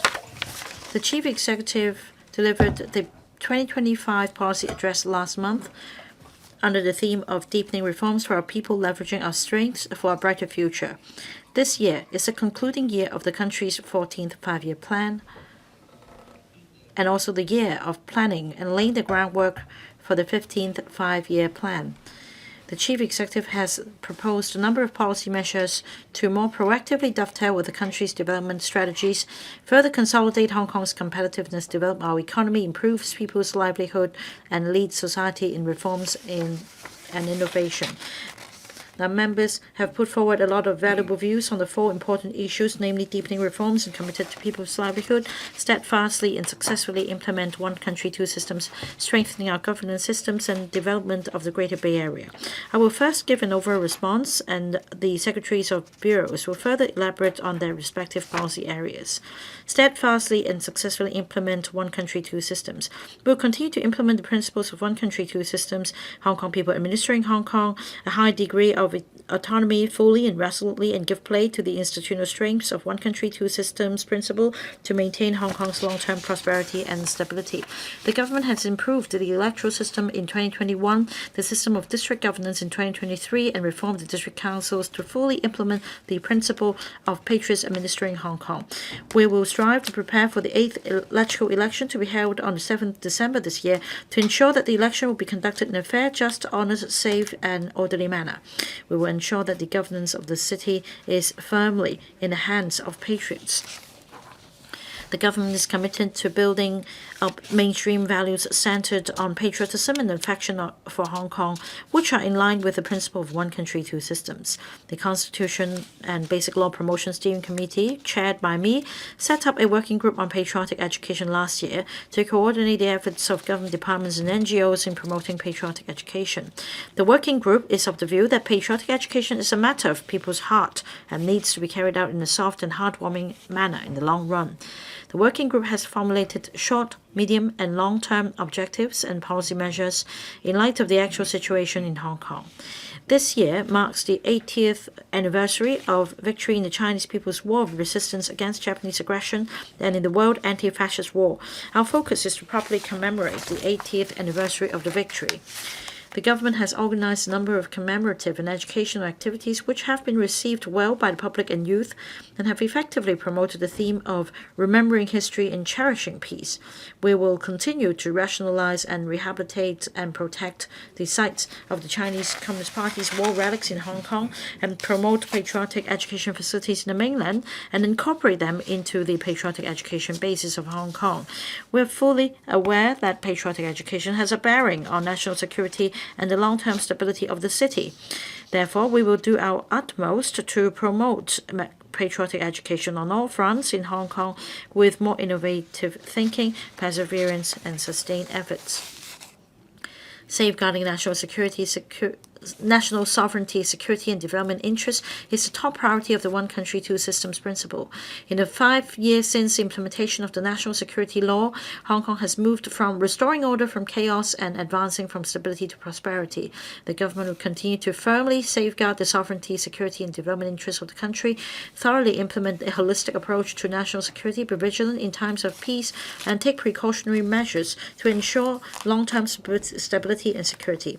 We'll step up publicity in education on the Constitution and basic law, enhance the public's understanding of them, national security, as well as One Country, Two Systems, and continue to improve the legal system and enforcement mechanism for safeguarding national security. We'll also promote in a multi-pronged manner publicity and education on national security, consolidate the awareness in the community. The excellent traditional Chinese culture is our strength and important foundation for national and ethnic unity. The Education Bureau will continue to enhance students' understanding of the country through curricular enhancement and organization of diversified life-wide learning activities. Chinese culture will be used as a main axis of values education so as to further strengthen students' national identity and cultural confidence. The Bureau will continue to support schools in integrating patriotic education into daily learning and teaching to cultivate a sense of patriotism among students. The Bureau will continue to consolidate the resources and strengths of different sectors of the community and make good use of the mainland and local patriotic education facilities to help students gain a deeper understanding of our country's history, culture, and achievements. Further enhance governance. Since taking office, the current term government has continued to enhance governance and endeavor to enhance the efficiency of the civil service and the quality of government services.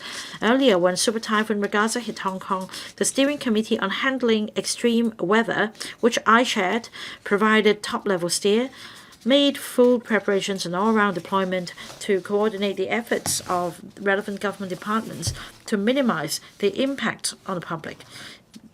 Departments stood ready to respond to the situation, demonstrating efficient cooperation and professionalism through the entire response process. Well, some members mentioned the risk aversion culture among civil servants and that doing nothing will ensure that nothing goes wrong. I do not share this view. Whether it was responding to Super Typhoon Regaza or handling a wartime bomb in Quarry Bay, colleagues in different departments remained steadfast at their posts. Many worked through the night, demonstrating a profound sense of responsibility, mission, and a proactive professional spirit that goes the extra mile. Colleagues from different departments worked closely together regardless of their affiliations, and they ensured the precise deployment of resources and smooth execution of emergency response actions.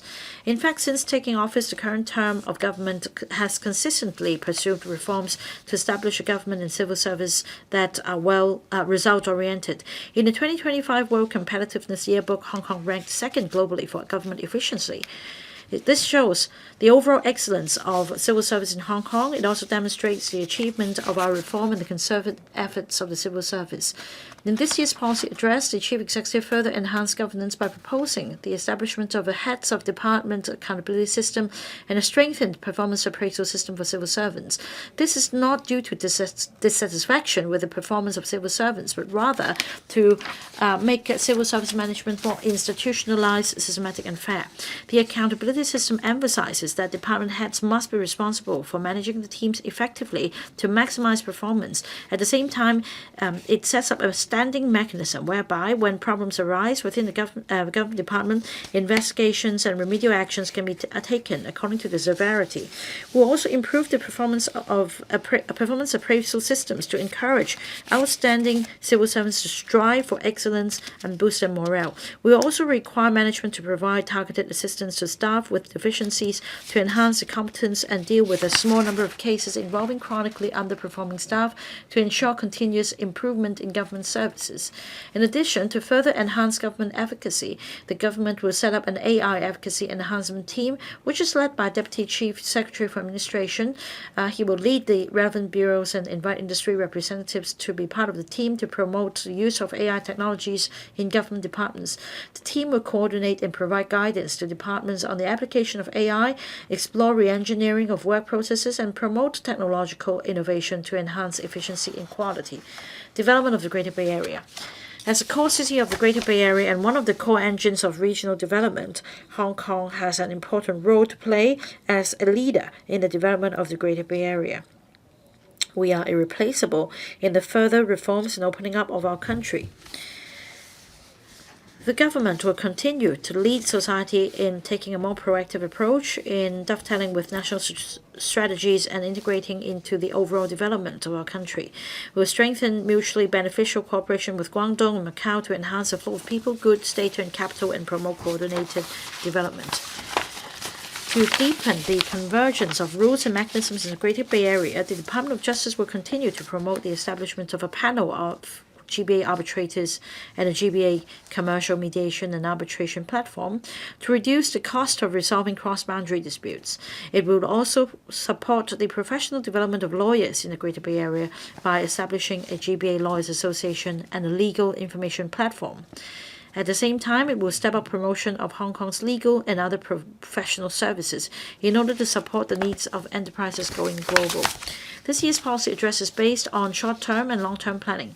As Hong Kong is advancing from stability to prosperity, we'll continue to rely on the strong support of the country, steadfastly implement the one country, two systems, capitalize on the advantages of the Greater Bay Area, and further enhance governance to give play to our advantages that to make Hong Kong's development direction clearer and broader and give our people a greater sense of well-being and a greater sense of gain. We look forward to hearing more from members in the following sessions. I so submit, President.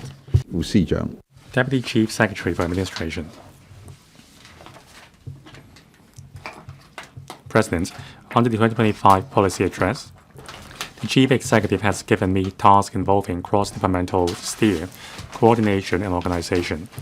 One such example is leading the Artificial Intelligence Efficacy Enhancement team in its efforts to promote the adoption of technology in departments to enhance government's efficacy in response to public expectations of quality government services. The AI Advocacy Enhancement team will be set up to achieve three goals. First, coordinating and steering government departments in the effective use of AI technology for their operation. Second, exploring the re-engineering of workflows. And third, promoting technological reform in departments for greater efficacy. With efforts on these three fronts, we aim to revisit the government's current workflows and technological applications, adopt fresh ideas and new technologies. Achieving this will enable our work to keep up with the changing times, properly respond to public expectations, and deliver greater efficiency and quality in the government's internal processes and services for the public. The AI Advocacy Enhancements team will enhance the sense of gain and happiness of the people. The team will be led by me, with the Secretary for Innovation, Technology and Industry as the Deputy Leader, and the Commissioner for Digital Policy as the Secretary General. To draw on the fresh perspectives and frontline experience from the markets, the team will also invite a representative from a private sector to serve as another Deputy Leader. The applications of AI are remarkably diverse. Government departments may consider deploying AI to perform routine tasks such as drafting documents, maintaining records, handling inquiries, collecting data, searching information, facilitating data exchange, composing copies, processing registrations, managing applications, establishing priority lists, and monitoring operational effectiveness. By reorganizing workflows, we can further enhance efficiency by streamlining procedures, reallocating tasks, and adopting innovative methods for more effective operations. To this end, the AI Efficacy Enhancement team will examine the core operational processes and technological applications across departments to provide tailored solutions on AI implementation, workflow organization, and digital transformation. The team will identify a number of impactful and scalable AI flagship projects in speeding up the reform of public services. These projects will also serve as models, spurring other departments to pursue similar transformation. The Digital Policy Office will also provide an AI toolbox to encourage wider adoption of AI technologies and tools by bureaus and departments in the day-to-day tasks such as data analysis, customer service, and clerical duties. We plan to hold the first meeting of the team in next week to discuss its work plan and timetable, with a report to be submitted to the Chief Executive afterwards. Our goal is to launch those initiatives in year 2026. They include the rollout of AI tools covering 100 government services in 2026 and the progressive delivery of AI flagship projects in 2026 to 7 and 27 to 8.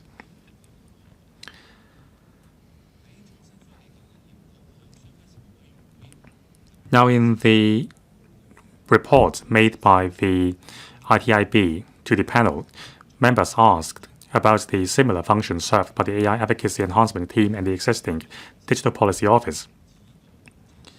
Now, the team will be a high-level body that steers and coordinates efforts under my leadership. It will review the technologies and business workflows adopted by various policy bureaus and departments at the macro and policy level. The aim is to enhance the efficacy of government operation and services while fostering cross-departmental data sharing. The Digital Policy Office, in contrast, is tasked with professional execution. Now, the AI Advocacy Enhancement team will be supported by the Commissioner for Digital Policy as the Secretary General. This setup will bring the DPO's experience in revamping business processes, applying digital technologies, and managing R&D projects to the table. This will help the team start coordinating efforts to raise government's efficacy. Now, in the motion of thanks debate today, some members also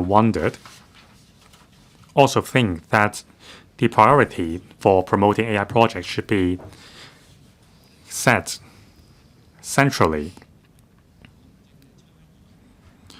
Some members reminded the government that some departments may be reluctant to embrace AI technology because of rigid mindsets. I thank these members for their invaluable views. As I've said before, the AI Advocacy Enhancement team will proactively review the workflow and technology adoptions of various departments and provide a solution of reorganizing workflow. So the contents of these reforms would be formulated by the enhancements team. Now, in considering the reform contents, we will consider the efficacy of the reforms.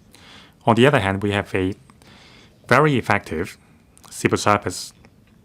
Now, according to the 2025 World Competitiveness Report, Hong Kong ranks second in the world in terms of governance effectiveness. Now, I'm confident that bureaus and departments will faithfully implement the directions given by the enhancements team. On the other hand, the enhancement team will provide departments with appropriate directions and help them mitigate the problems they run into during the process so as to enhance government services. I also thank members for their other views on the enhancement theme, including advising the government to make reference to our neighbors in applying AI in public services. And also, some members suggested that we need to step up AI in government services on the premises of privacy and security. And also, there should be a one-stop platform to reduce the operational costs of SMEs. 4, we need to apply AI in job matching services provided by the Labor Department. And 5, we need to analyze district issues with AI and big data so as to act promptly. These are very valuable views, and these will be the directions explored by the AI Efficacy Enhancement team. We will consider these carefully. Deputy Secretary for Justice.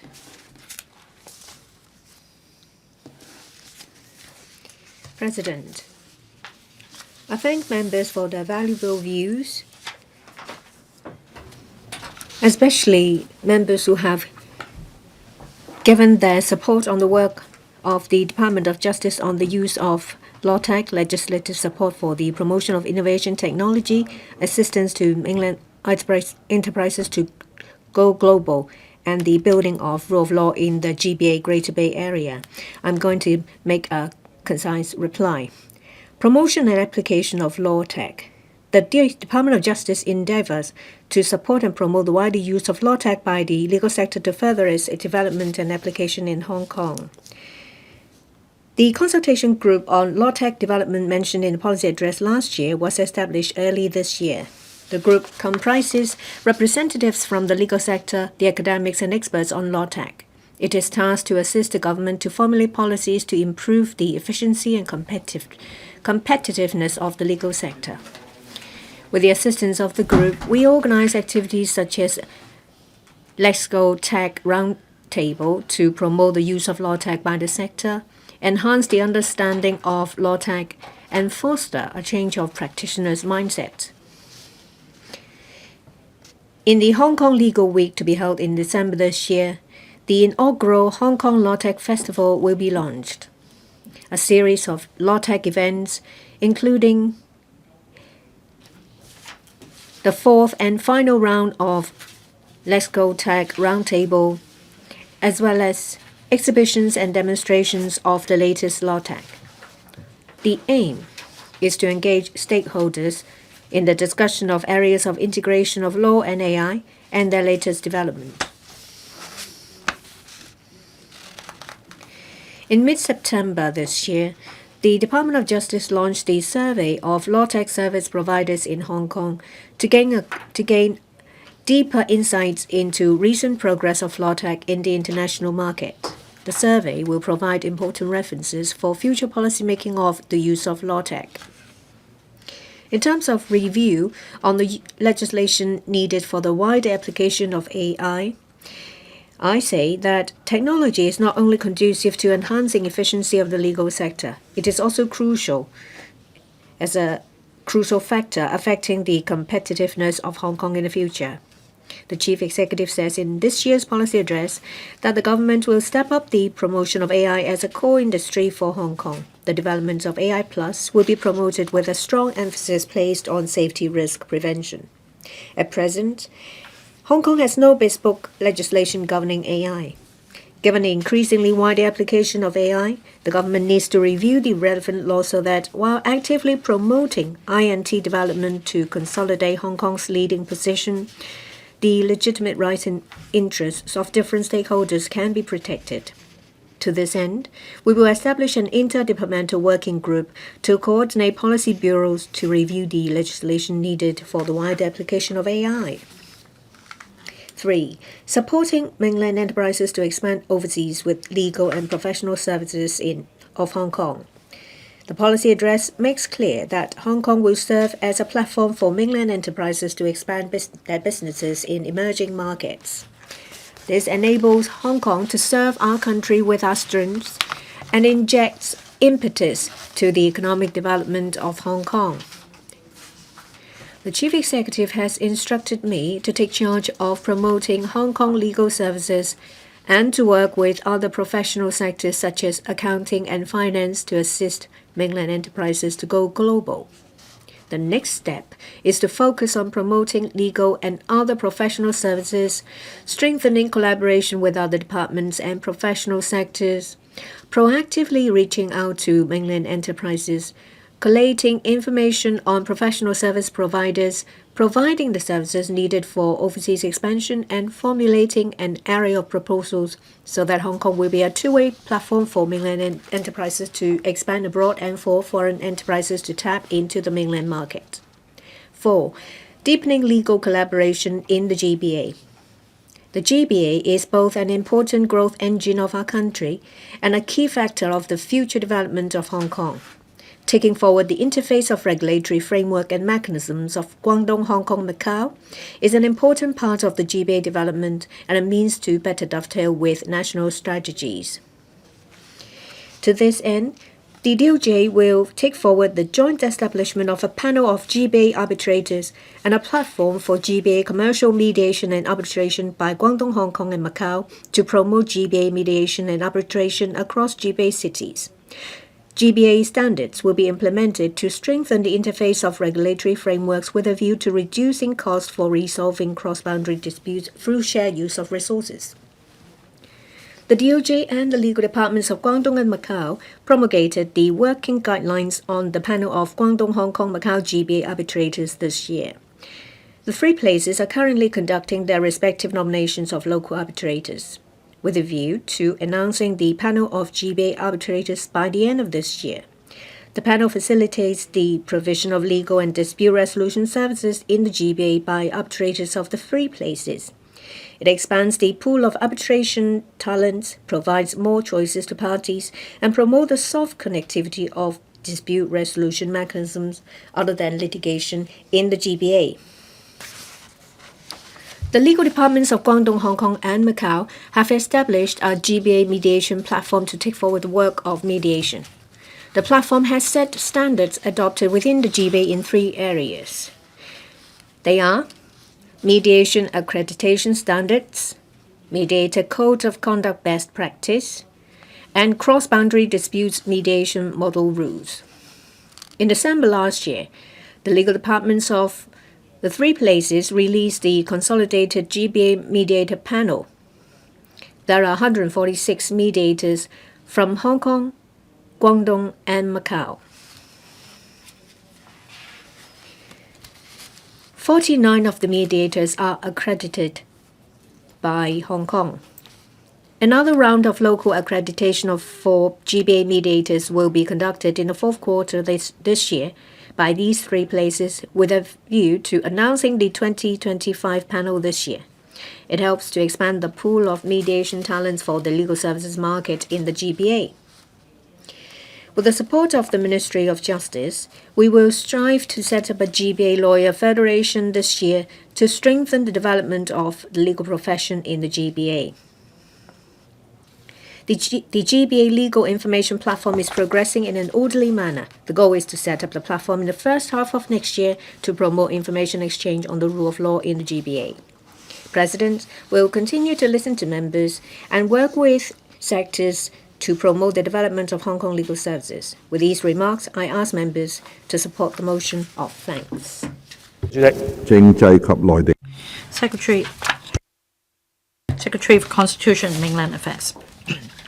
President, I thank Dr. Starry LEE for moving the motion of thanks, as well as members for their views and suggestions in this session. Today, I will give a response to views expressed in the policy areas of resolutely implementing the one country, two systems principle, implementing Patriots, administering Hong Kong, promoting patriotic education, and deepening coordinated development of the Greater Bay Area. President Xi Jinping reiterated that the fundamental premise of one country, two systems is to safeguard national sovereignty, security, and development interests, and to maintain Hong Kong's long-term prosperity and stability. One country, two systems is the best institutional arrangement for ensuring Hong Kong's long-term prosperity and stability after its return to the motherland, and must be adhered to in the long term. The more firmly the one country principle is upheld, the greater the strength of two systems will be unleashed. The government will, as always, fully, accurately, and resolutely implement the principles of one country, two systems, Hong Kong people administering Hong Kong in a high degree of autonomy. We will safeguard the constitutional order as laid down by the Constitution, the basic law, implement the improved electoral system, and fully implement Patriots administering Hong Kong. President Xi stressed that firmly keeping the governance of Hong Kong SAR in the hands of Patriots is an essential requirement for ensuring long-term stability and security.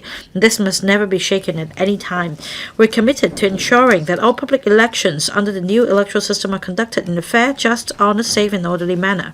This will enable citizens to elect patriots who love both the country and Hong Kong and who are dedicated to serving the community to join the governance structure and build a better Hong Kong together. Following the improvement of the electoral system and district governance structure, we have successfully held 6 major elections. The election committee subsector by-elections were conducted smoothly on the 7th of September this year. The overall voting and counting process was smooth and orderly. The counting process was completed efficiently in just over 2 hours.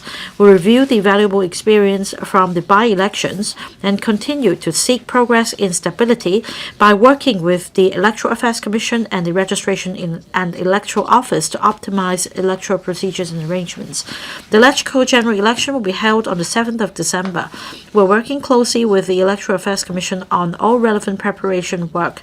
We will also step up publicity. Sustained efforts will be made to promote the strengths and importance of the improved electoral system so as to enhance public understanding and call on voters to actively participate in voting.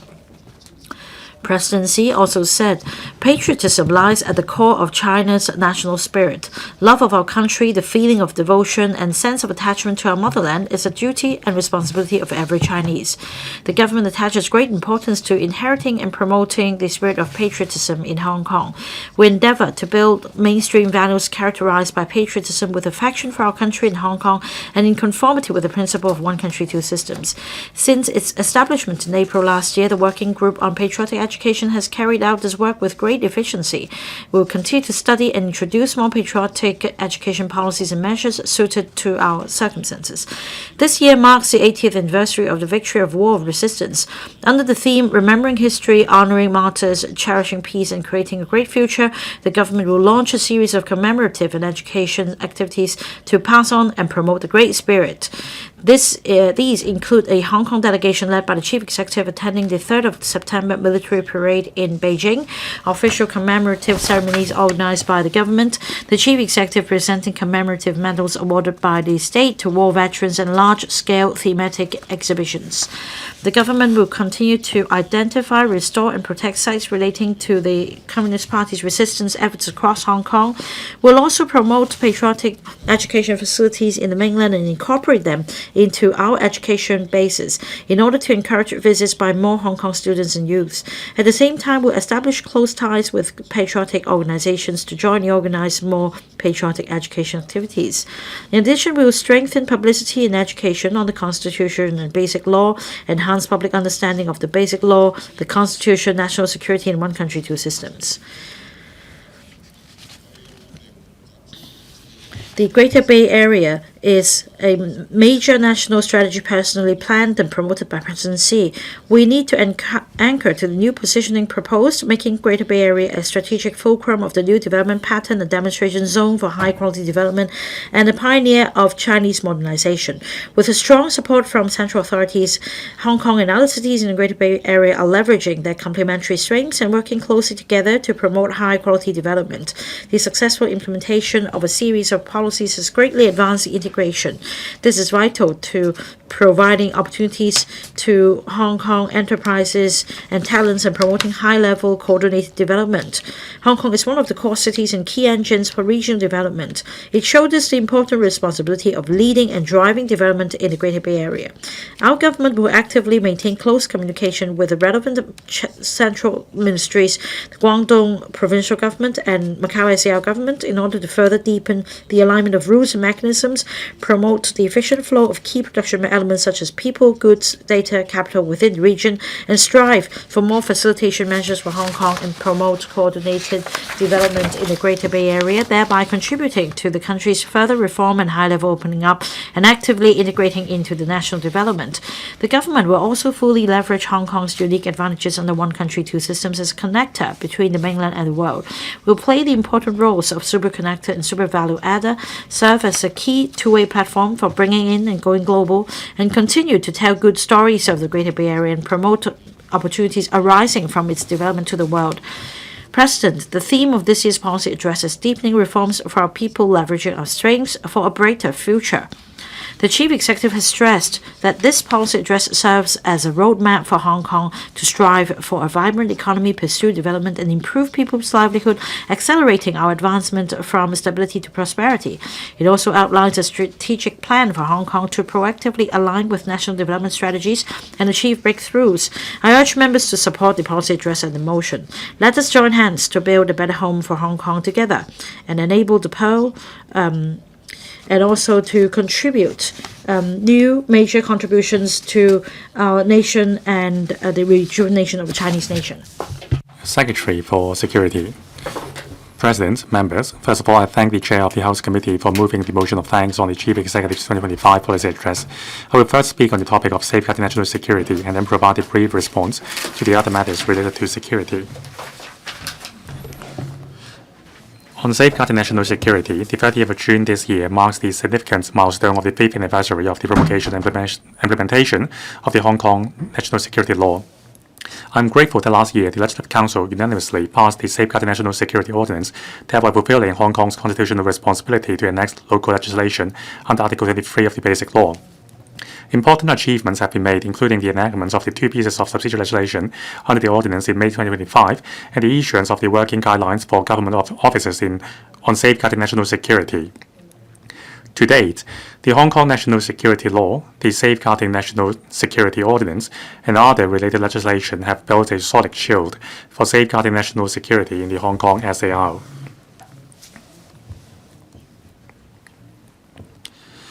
Besides legal framework and enforcement mechanisms, we will continue to exert every effort in preventing, suppressing, and punishing acts and activities endangering national security, and ensure that laws are observed and strictly enforced, and that offenders will be brought to account. At the same time, we will continue to adopt a multi-pronged approach to deepen and broaden our publicity, promotion, and education efforts. In this regard, the government has, over the past few years, launched the National Security Exhibition Gallery, trained national security education district tutors, and organized community courses on national security. We have also expanded the scale of the territory-wide inter-school National Security Knowledge Challenge and launched the National Security comic series of Andy and Security Bear, as well as its animations and physical picture books. We will present a drama performance based on the series of Andy and Security Bear. The comic series will also be presented to primary school students in the form of short drama in this school year. In addition, about 80 volunteers from the Security Bureau's Youth Uniformed Group Leaders Forum will be engaged to participate in the Andy and Security Bear workshops in kindergartens and convey the message of national security to kindergarteners. The effective use of AI technology is also one of the key priorities in this year's policy address. The Security Bureau will actively dovetail efforts in this area. In terms of promoting digital policing, the police force will develop an AI police post for members of the public to report non-emergency cases to an intelligent virtual police ambassador through voice interaction. The police force plans to set up the first AI police post at Central MTR Station in the second quarter of 2026. Besides, the Customs and Excise Department plans to introduce the Customs AI-powered Video Big Data Analytics System as the Law Wu Control Points and Lok Ma Chau Spur Line Control Points in the fourth quarter of this year. By using AI technology at boundary control points, the system can enhance identification of high-risk individuals in smuggling, detect suspicious visitors and syndicates in a more precise manner, and boost clearance efficiency for travelers and enforcement effectiveness. The system will be gradually extended to cover other boundary control points by the end of 2027. Besides AI, the Security Bureau is also actively deploying other technologies like facial recognition.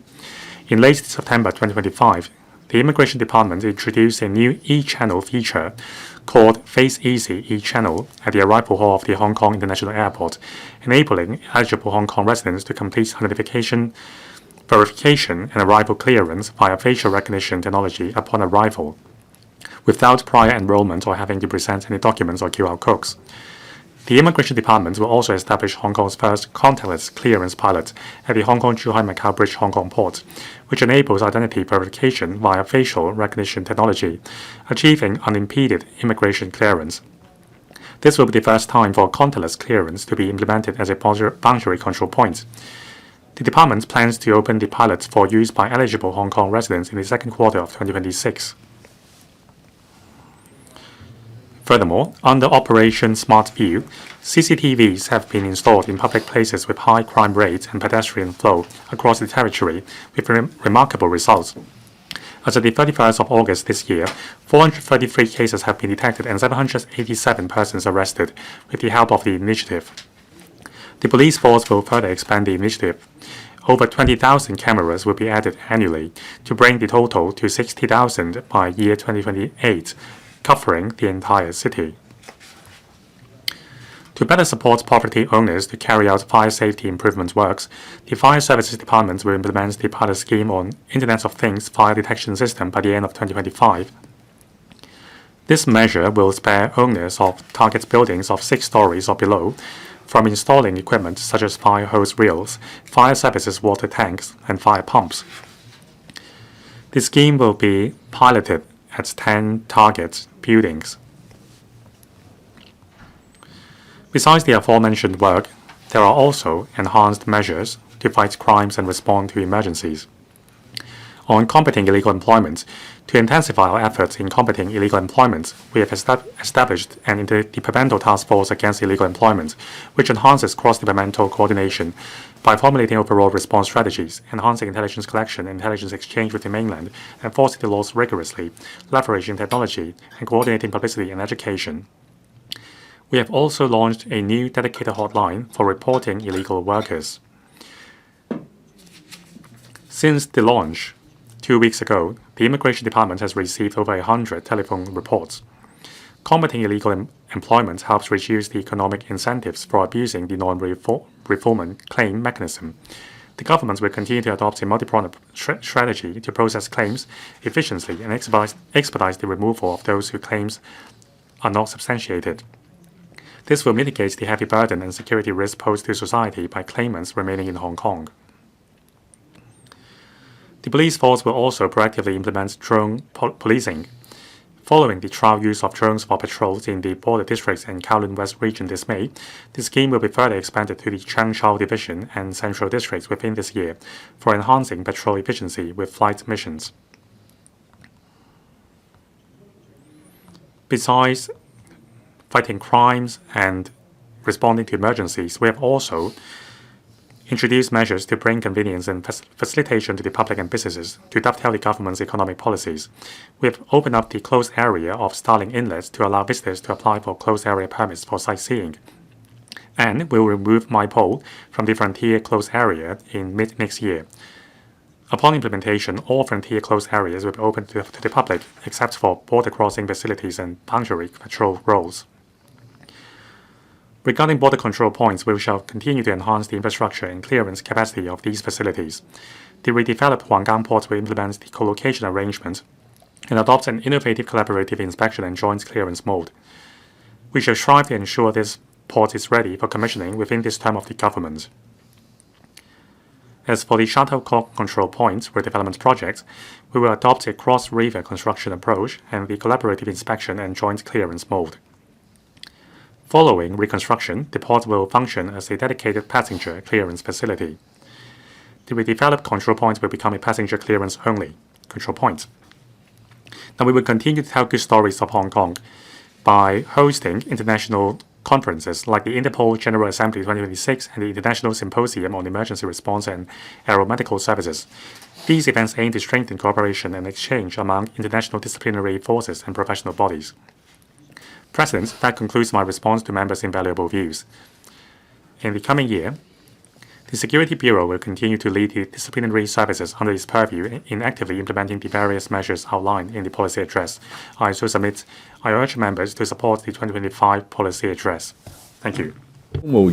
Secretary for Civil Service.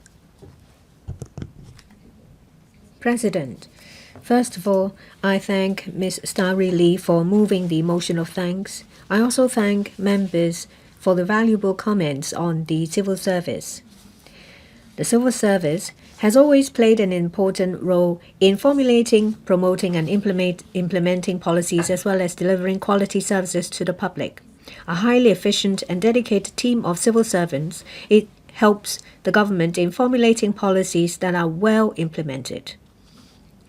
The current term government is devoted to reforming the governance systems. The work in the past 2 years has delivered results. In the World Competitiveness Yearbook 2025, Hong Kong ranked second globally in government efficiency, reflecting well on our civil servants being an outstanding team and on the reforms introduced by the current term government alongside the concerted efforts of the civil service.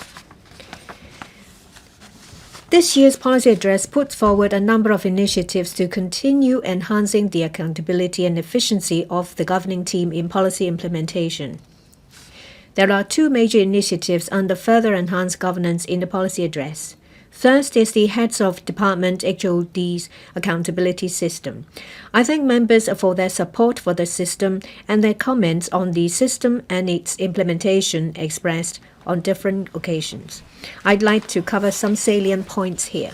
First, civil servants have always been held accountable for their performance at work as set out in the Civil Service Code. HODs have been taking responsibility for the performance of their departments, but this has yet to be institutionalized. The HOD accountability system proposed by the Chief Executive makes clear the duty on HODs to put in place a good management team and to lead senior civil servants in proper management.